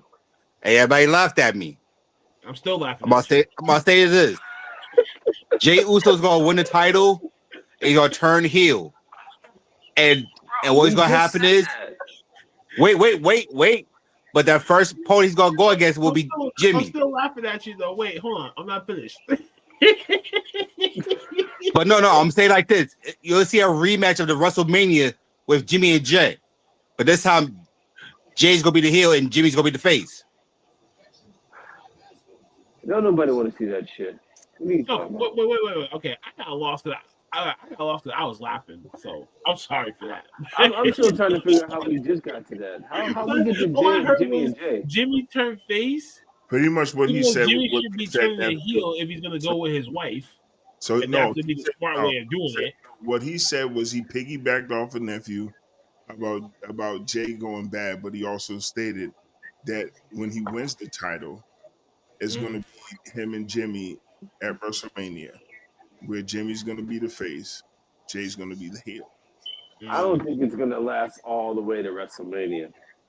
I honestly don't see that happening that long. But here's also the thing. That's gonna be a player factor to it. Will be Roman.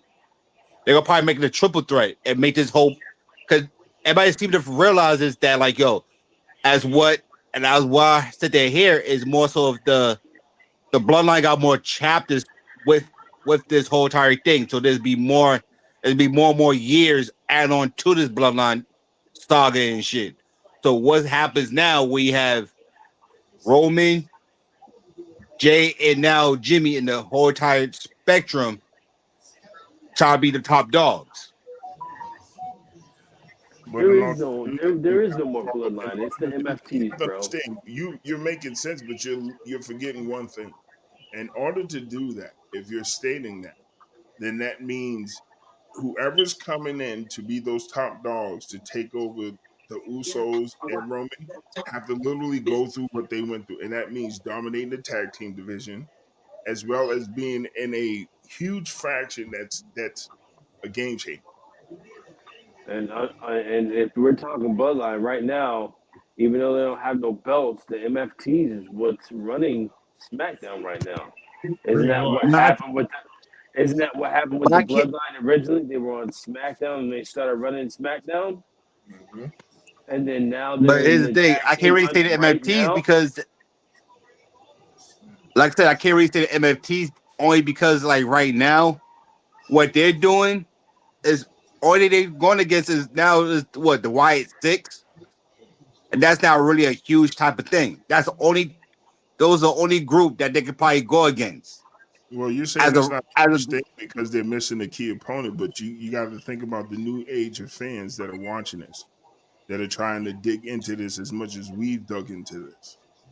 Like we could say so much, but we got to really look at what's popping right now. And MFT is what's fucking popping. They're doing what they're supposed to be doing.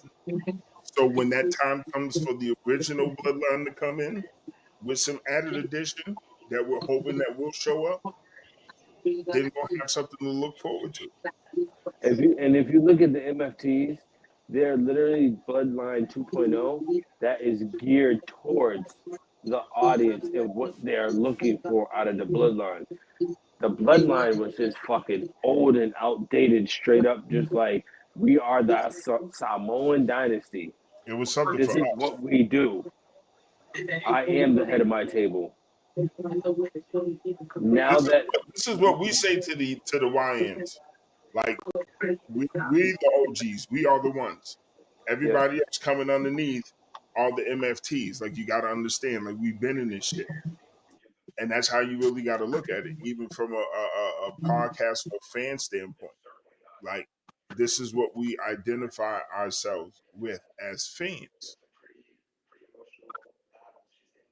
So it kind of it's like a full circle. But I get it. But to be honest with you, I agree with nephew. I don't want to see that match at WrestleMania. But if it happens, it better be a damn good match, and it better be more than just the first one was trash. Because it was just straight super kicks and splash. Yeah, and you know that they were not. It wasn't no real wrestling. Like it was no real. But yeah, you take a look at it. Like I'm sorry to say it, but it's more. They were lost. I want to just see it, but I want to see it as more of a wrestling type of platform. Like, and I take a couple of times when we see Jeff and Matt Hardy go at it more than once. Why can't get the same day for Jeff? I mean, why can't get the same day for Jimmy and Jeff? Because those at that time, don't work. Those times were different. Those times was different. Not saying that nothing's changed. The magnitude of the audience and what was expected when you was a tag team back there. Tag teams lived forever. They lived forever. Everybody wanted. If you was a real tag team, like the Hardy Boys, could you imagine the Dudley Boys being separate and just kind of like in some ways, even though they kind of did, but that was dumb shit. But it was in other companies. Their status in WWE was straight tag team. But even when the Dudleys got separated, right? WWE misused both of them. But you gotta realize the Dudleys for a while hated each other, bro. Dudleys hated each other for a little while. The only time they went against each other, no offense, the only time they went against each other was back in ECW. But what I'm telling you is they only separated because they hated each other for a while. Devon didn't want to wrestle anymore. Bubba Ray did. He was done with the Dudley gimmick. He was done. At the end of the day, Jimmy and Jay Uso, their storybook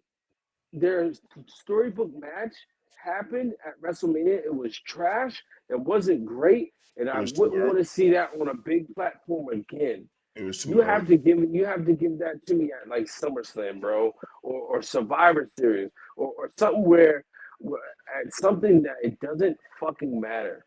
Like if it's at Royal Rumble, WrestleMania, I don't want to fucking see it. Because now you're giving me like it's like having a woman the women's World Wrestling match, and then on the undercard you're giving me Io Sky versus Tiffany Stratton for no title, and they put on a fucking banger, and then you go and you watch the Women's World Heavyweight Championship, and that shit's trash. That's what Jimmy and Jay Uso's like. It's trash. But then you go down and you watch CM Punk versus LA Knight, and it's a great fucking match. No one wants to see that anymore. We get it. Jay's about to go heel. Jimmy's is the face. And the only reason why Jimmy is the face is because once you get the taste of holding that title, nothing else fucking matters. I don't care if you're my brother, my mother, my sister, my auntie. Guess what? Guess fucking what? I got the motherfucking heavyweight title. I'm the head of my table. I'm taking care of my family. This is what Romans was saying from the jump. You're not built. Exactly. And until Jimmy gets the You got to taste of a sacrifice. singles title, when Jimmy actually gets a taste of a singles title, guess what will happen? He'll act just like Roman. He'll act just like Jay. But guess what? That nigga, he can't.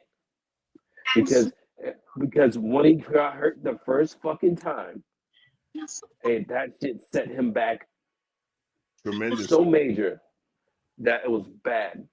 Especially at a time he was needed. You know? But that was a kind of a blessing in disguise anyway. You take a look at that. If Jimmy didn't get hurt, we probably would have never really get to see what Jay can do by himself. True, but everything happened for a reason. When he had now time that to come back, did he really do it? No, because he couldn't find his footing. Why? Because Jay's presence was too much for him to handle. You know what I'm saying? Remember that episode on Raw where Jimmy was looking at Roman when they got their ass handed to him, and he said, "Yo, we need help. We need help. Like we need help."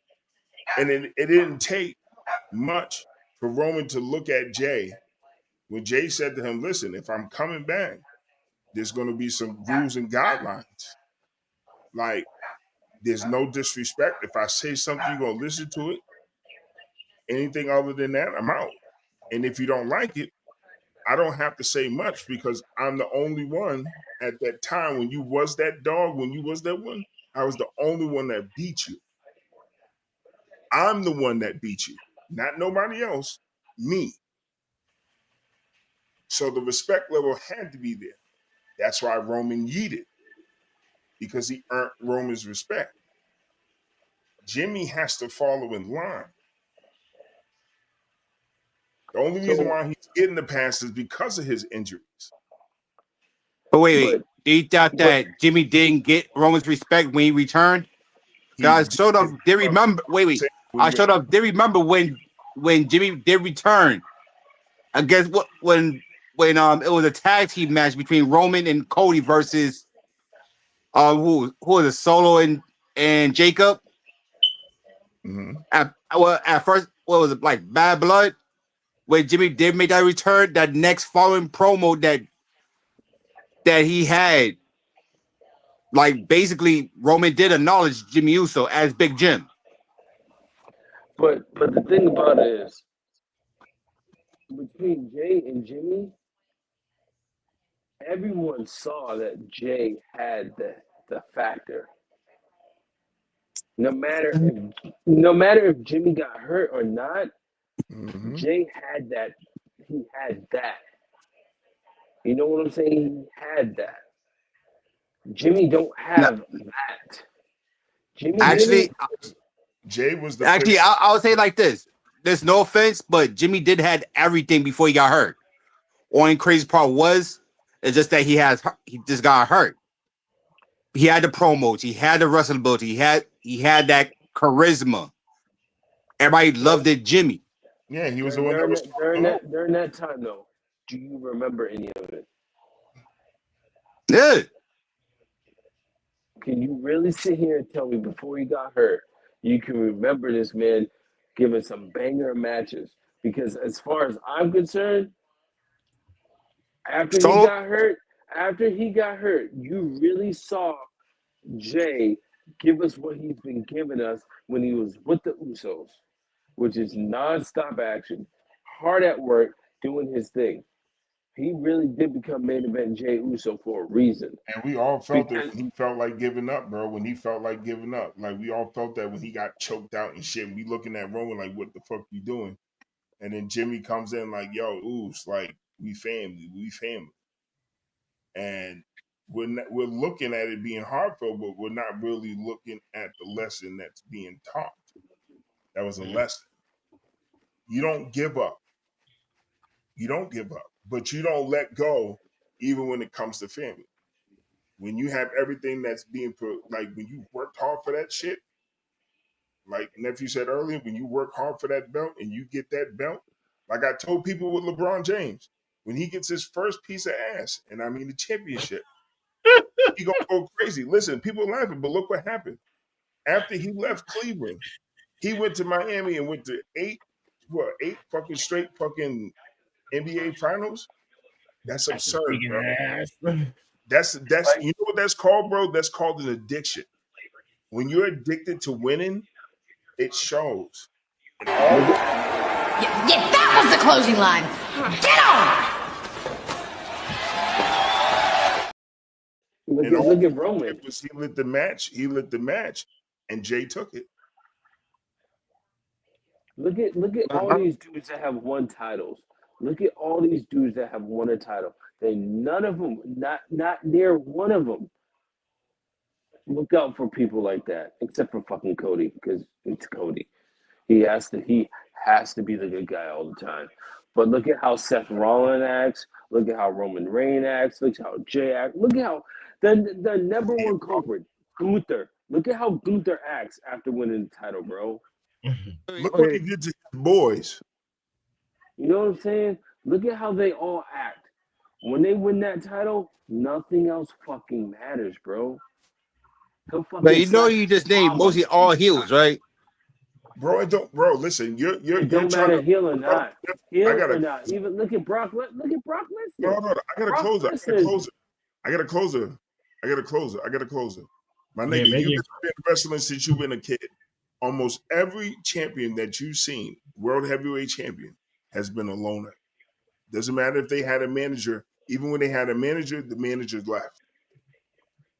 It's a lonely road when you're at the fucking top. Look what happened. How many managers? Okay. Hogan had one fucking manager. You literally just getting ready to say the name. You took the name right out of my mouth. He had one fucking manager, Jimmy Neidhart, Mouth of the South. Fuck Jimmy Hart, not Jimmy Neidhart. Listen, fuck NWO. Even when he went to WCW, he was a loner. When you're at the top, you're by your fucking self. Because you're the top dog. Stone Cold, he was the champ. He was alone. He was the top dog. The Rock, Bret Hart, CM Punk, Triple H, John Cena, Brock Lesnar. The list goes on and on. Batista. Well, technically not really Brock because he always had Paul Heyman by his side. But it doesn't matter. But who really else not is with Triple him? H Paul because he Heyman. always has Stephanie McMahon on his side. But the thing is, Brock Lesnar never cut a promo. But not only his championship reigns or championship accomplishments, he had somebody with him. Brock Lesnar never spoke. That's why Paul Heyman was with him. During that time, it was just smash and grab. He came in as a threat. He came in as a threat to destroy. That's it. That man was legit the Terminator. Sir. Paul Heyman was his. Who the fuck are you? That's the way he came in. Exactly. So I mean, you got some wrestlers you got to make an exception to based upon their character. Yep. Wow. Like even if you have Mike just came back, we was about to do reaction time real quick before we get the hell out of here. Look at Eddie Guerrero. That's a prime example too. Look how long it took him to become champion. It took him to cut that crazy ass promo. It took him to cut that crazy ass promo against Brock Lesnar. What about Kobe? What about Big E? What about Kofi? Himself, bro. What about Big E? What about him? He was by himself. Wait. No, he wasn't. They had New Day by them side. New Day came. No. Because New Day, I believe Kofi and Xavier was on SmackDown and Big E was on Raw. You remember Vince separated them when he won his title. Yeah, he did. Big E was on Raw, and they were. But how about when Kobe won it?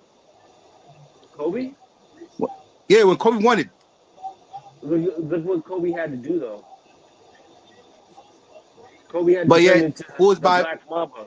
Kobe had to turn into the Black Mamba for him to win those titles. Dude, you're saying the craziest shit, and you're not even thinking. You're not even listening to what everyone else is saying. We're giving you facts, and you're saying, fuck it. Fuck the facts. This is what really happened. But You're yeah, doing female like I shit. said, You're doing female shit on an all-male show, bro. Stop it. wait, what? Females do, bro. That's what females do. Oh Lord, what is Yeah. what the fuck is this? I don't know if y'all remember y'all anime from back in the day. If you just saw this. Oh shit. I don't know if you guys remember the name Is this some Tiger. fake Tekken? Huh? This Fake is not Tekken? Tekken. This is not Tekken. Oh, this is Tiger face? It's Tiger Mask. Close It's enough. It's an anime back from 1969 to 1974. And then it resurrected again at the Tiger Mask W anime style. I think it came out like 2023, 2024. But it's only like 8 to 10 episodes for like that one series. So don't even. I mean, but it's a great fucking. If you look at that shit, but of course, Toei Animation. I'm not gonna try to get strike with this. So, thank you to our other source here. Here we also want to talk about wrestling and who could have been champion and loners. Tiger Mask was also a loner. So you're gonna see what a loner. No, don't tell Dukes that, because Dukes will come up with some bullshit and get إنه يقف على عمود الحلبة ويبدو في أفضل أحواله. انظروا إلى ذلك الجسم الرائع. He Mexican. Oh shit. It's not Mexican. قد بدأت المباراة.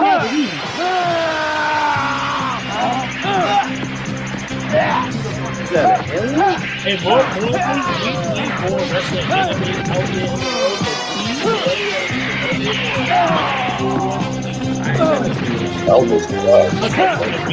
Tell that dude it's Mexican, dog.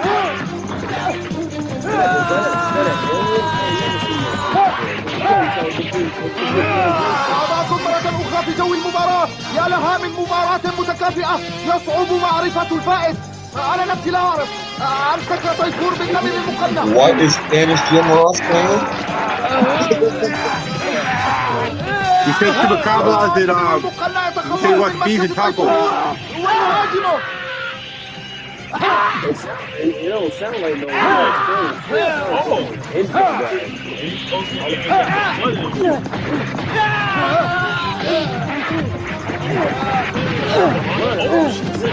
إنها مباراة صعبة على كلا المصارعين. ها هو مصارع الفضاء يطبق إحدى مسكاته الصعبة.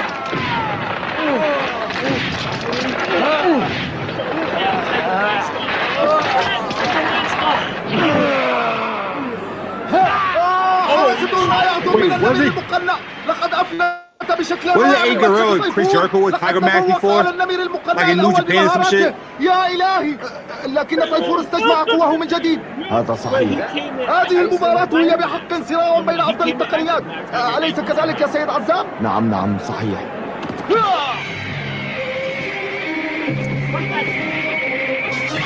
Look, Tiger Mask go against ISIS.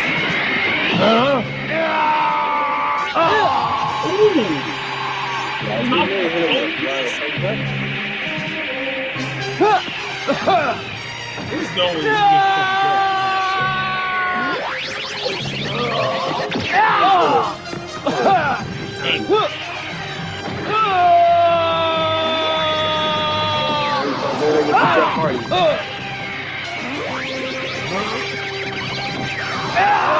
Man, that dude got top plans to get on. لم تروا شيئا بعد. سأريكم شيئا أفضل الآن.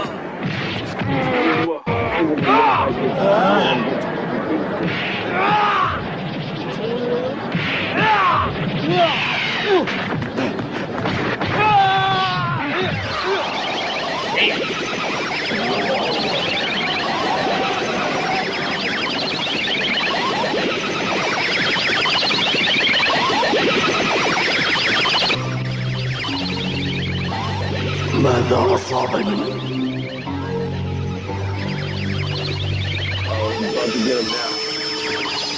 إني أحلق وأتحرك لكن لا أستطيع التنفس.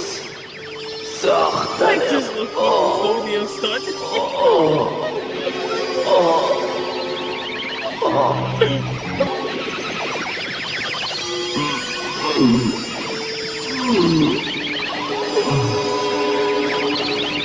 الشعور بتحسن الآن.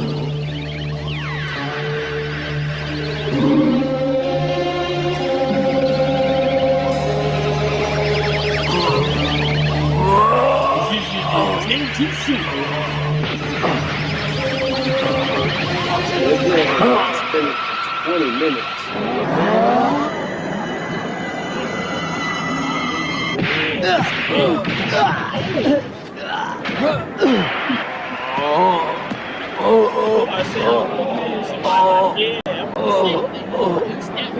سأصف لكم ما يجري. لقد نجح النمر المقنع بتفادي مشية الفضاء، ولكنه يتنفس بصعوبة ولا يستطيع الركوب.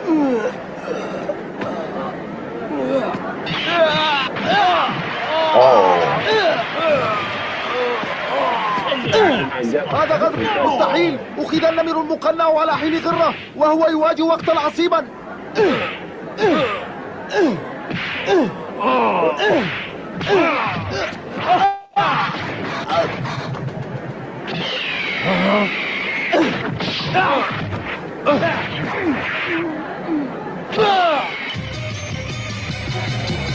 احذر.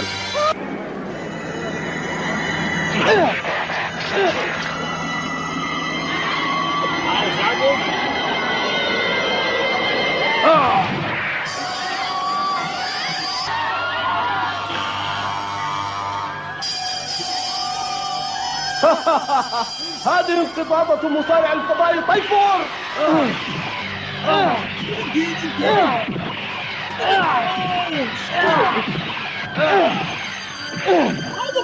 دمها مسك أيها النمر.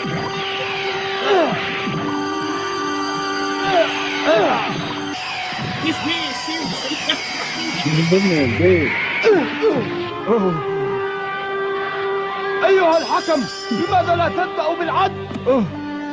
واحد، اثنان، انهض.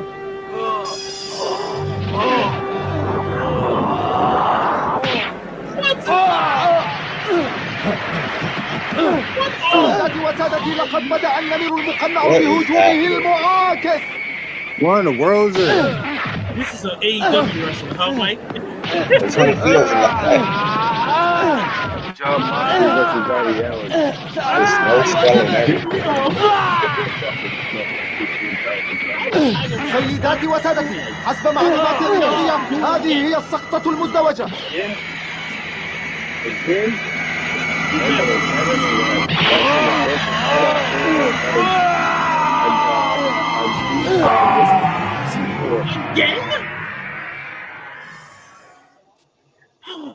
It was a famous nut crusher.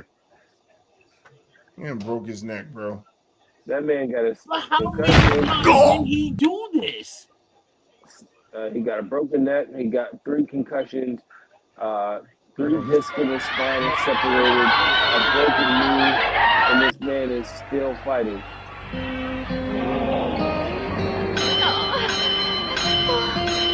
TKO.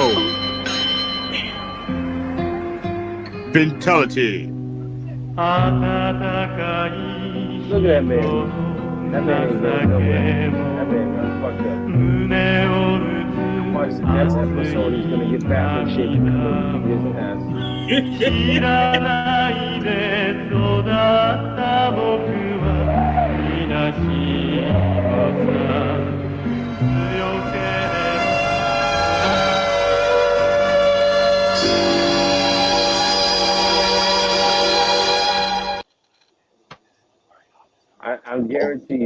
I guarantee you, the next episode, that man's they're gonna show him training, like hyperbolic time chamber shit, and then he's gonna come back and be like, "Yo, bitch, you think you can take my shit, bruh? I'm gonna fuck you up. Let's fight mask for mask, bitch." Mike's expressions was the most hilarious, bro. He was just like, "What the fuck is?" Yo, bro, I don't know how you get dropped on your neck 200 times and you just skate out. He got dropped on his neck like 7 times. Bro, you saw that man get super kicked after having a concussion? That man's on the Yo, floor. that big, yo, he got hit with the RKO point. He sure did. That man had the mean concussion. In the first 3 minutes, he got a set of 15. That was some old school ass anime, bro. Old school ass wrestling anime. I wish there's some anime companies out there that actually would consider making a wrestling anime because wrestling streets need that, man. We need we need something. I see where AEW gets it from.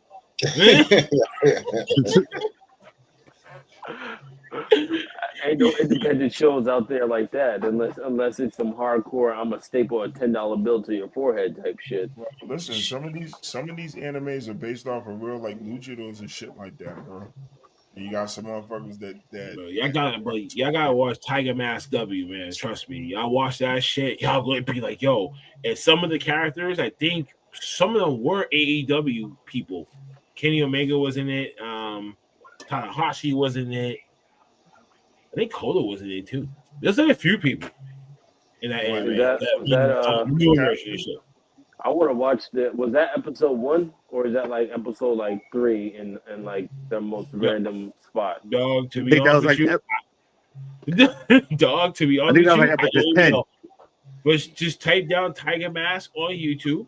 Well, Tiger Mask anime and find whatever pops up. I'm not even gonna lie, because now I kind of want to watch the rest of that series and watch this man train up and fuck him up real quick.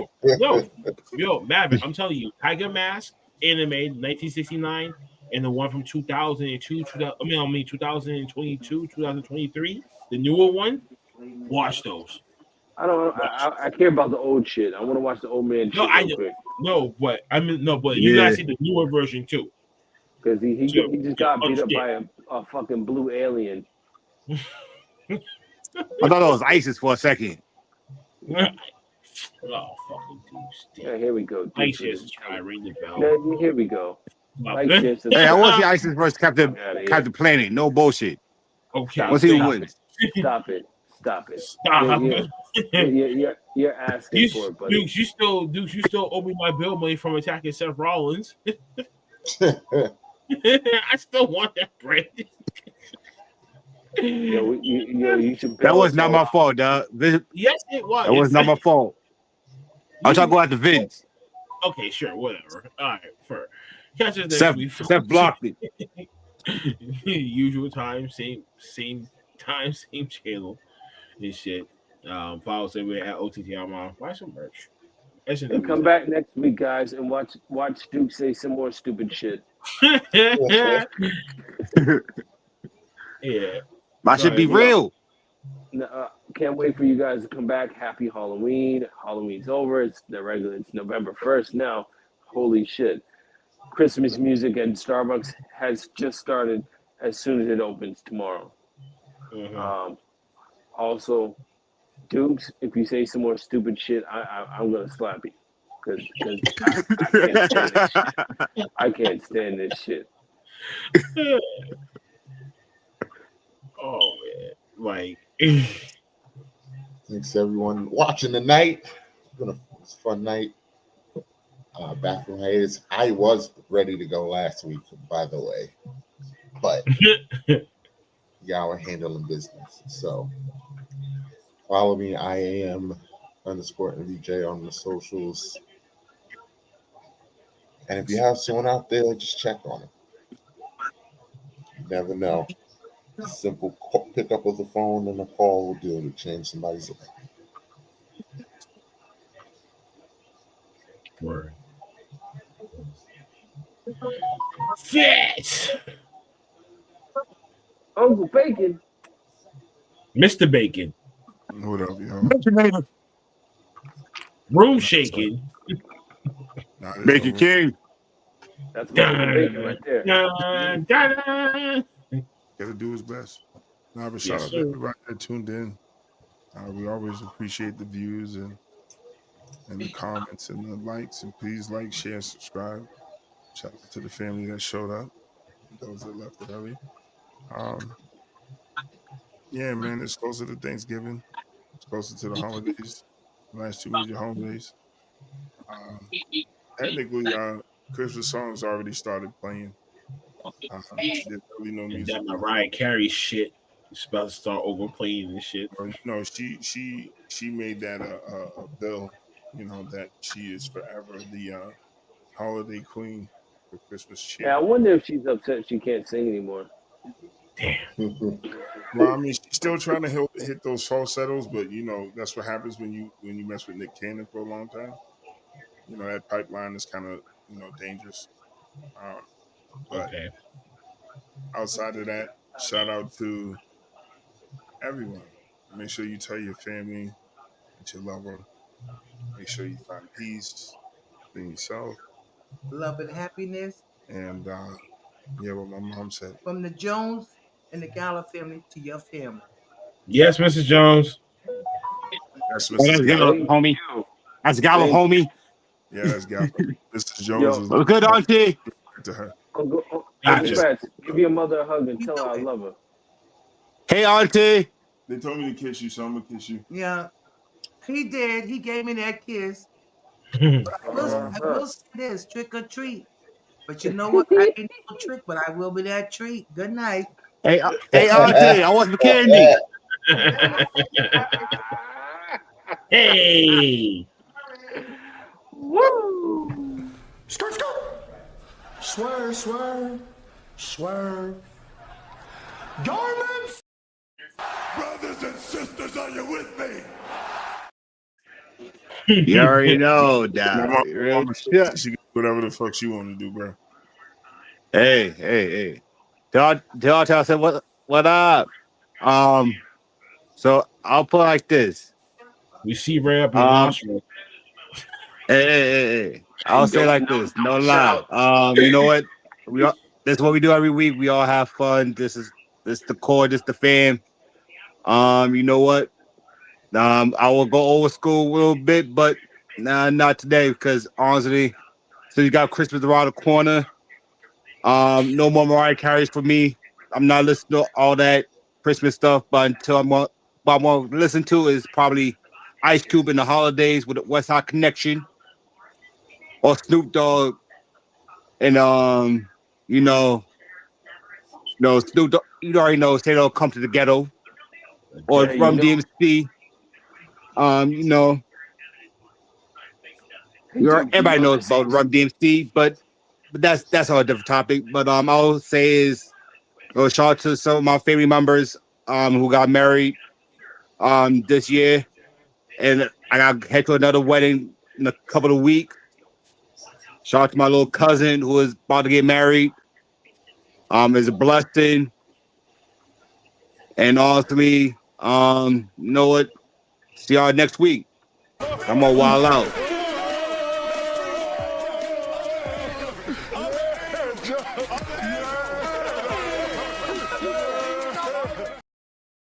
Yeah, Dukes. Hey, you know what they say, right? Yeah, Dukes loves you, yeah. You know what they say, right, Dukes? Well, black don't What? crack. They say stupid is free, man.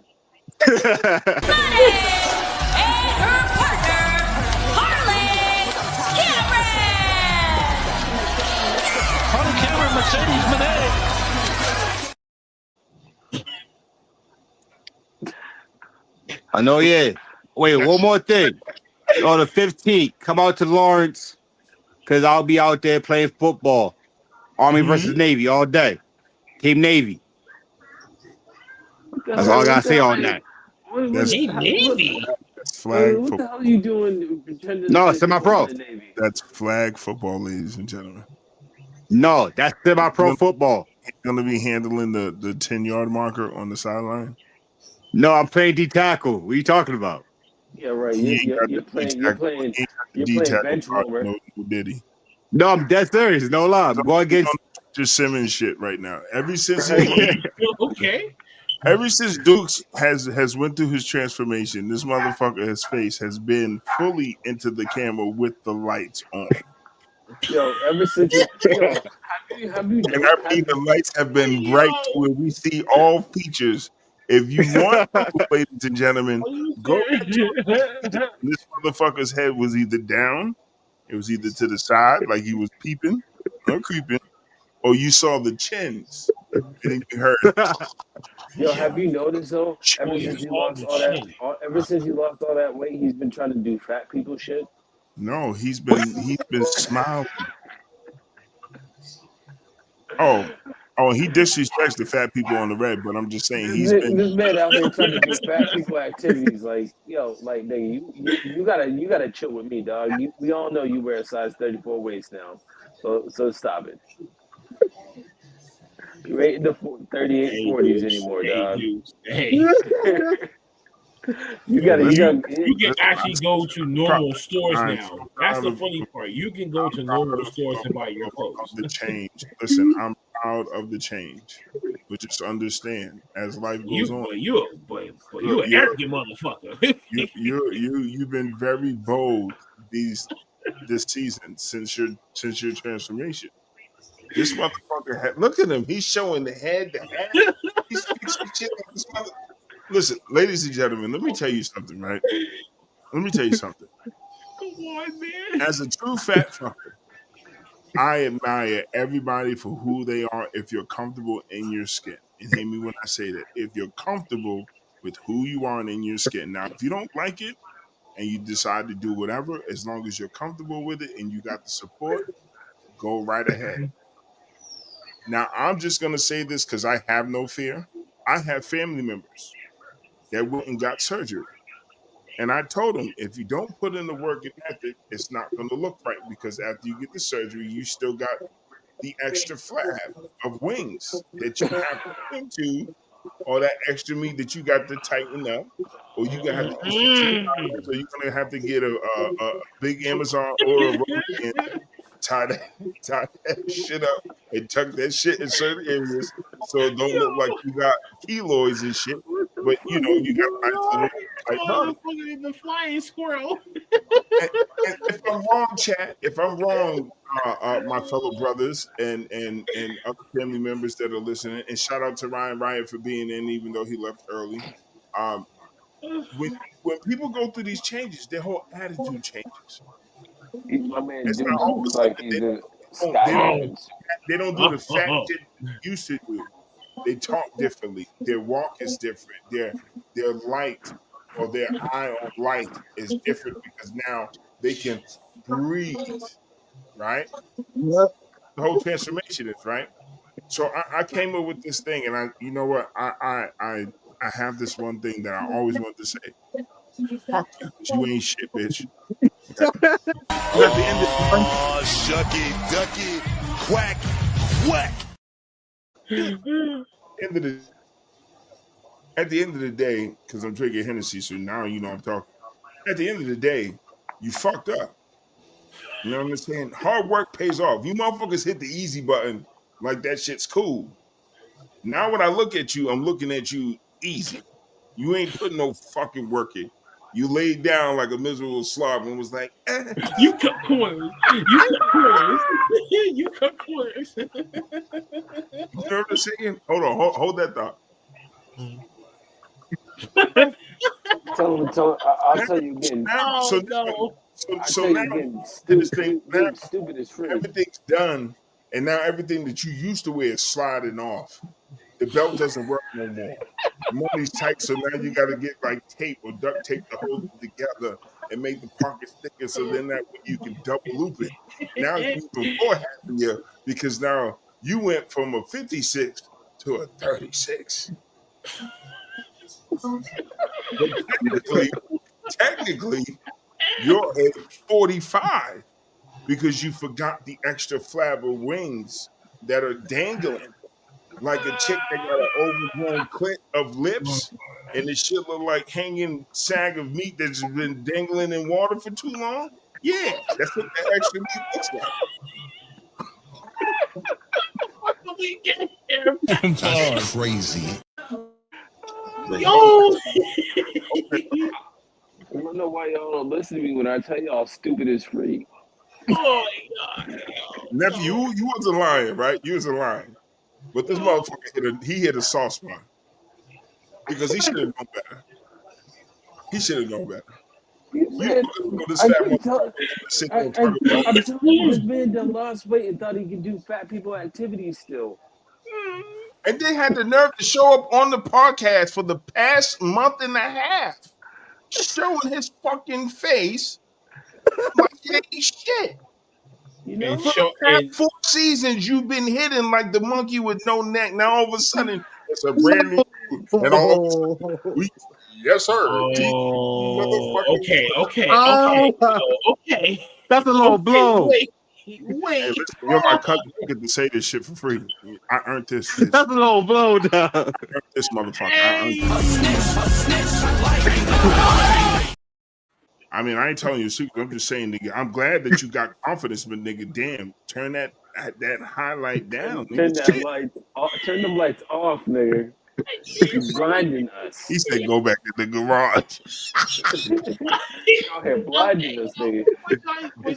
We're done. Yo, Mike sitting there like, yes, finally, the spotlight's not on me. We're done. Oh. Mike, am I wrong? He's been smiling more often. This motherfucker cannot stop smiling. Look at this. Yo, listen, I love my cousin. Listen, family. Hey, lay down. Family, listen. I love my cousin.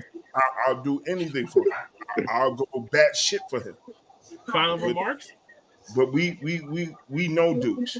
This version of Dukes, I like it, but it's fucking weird as fuck. We went 4 years with the CD version of this nigga. You understand? The dark and power, like this nigga was on some power like Lightning Jack shit, like you know, Percy Jackson, trying to find, Harry Potter, Slytherin, Hufflepuff, Gryffindor, such shit. Now all of a sudden, this motherfucker out legally blonde and shit, not giving a fuck, just tootling all across. Yo, this nigga pulling out the stops, pulling out the skinny nigga confidence. Oh, that's what he's doing. But he ain't never been fat his whole life.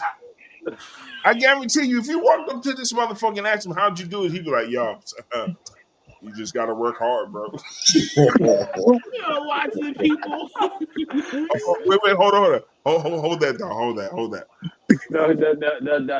How'd you do it? Well, first off, I just want to say, I lay it all out to God. You know what I'm saying? Because God put me here. God did. He told me I gotta put in a little hard work. No, ask me like Dukes. Somebody say, Dukes, how'd you do it? Dukes, how'd you do it? I'm gonna put it to you like this, right? I know,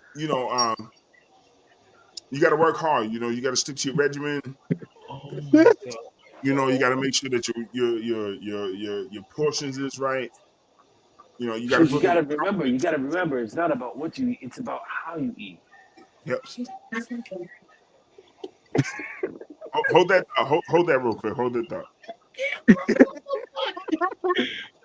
Yo, bro, that's tea. How the girls do it? That's tea. He said that's tea. I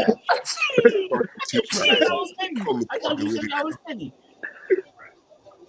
I love my cousin, so I can talk shit about him, but I'm very proud of him. But all you other motherfuckers that lay down and push the easy button, kiss my ass.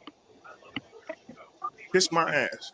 Dude, yes, that person put in the work, that grind, they go through the aches and pain. They gotta walk around with a sore knee because they overworked or they accidentally tweaked something because they were in it to win it. Because you can still be something even after you hit the easy button. Because I know a lot of motherfuckers that got that shit still got that extra skin. So when you hit it from the back, you got more than the ass just to grab on to say. Okay. We're done. We're finished. Before you go any more graphic than that, okay, we're done. No, I'm not going graphic. I'm just gonna say, hold that 1 second. Hey, just remember, God did. And remember, folks, stupid God is good all the time. All the time. We'll catch y'all next week. We're done with this. Okay, we're done. Yo, you got me fucking up playing the wrong fucking clip. I just saw the look Mike gave me, and I was like, I'm sorry. Right, that's what I'm saying too. I'm playing the wrong. I think if you keep talking to me like that, and if you're in person here, I might hinder your life. She's like she's on the Bottom line is, I say say whatever I want, when I want, how I want. As far as you liking my style, I've been around for 7 long years. All of a sudden, someone puts a microphone in front of my face, and everyone wants to jump on the bandwagon. You're all a bunch of mosquitoes, and from now on, that's what I refer to you as, mosquitoes, and you're all trying to get on the arm of Steve Austin and suck the blood out because I'm red hot.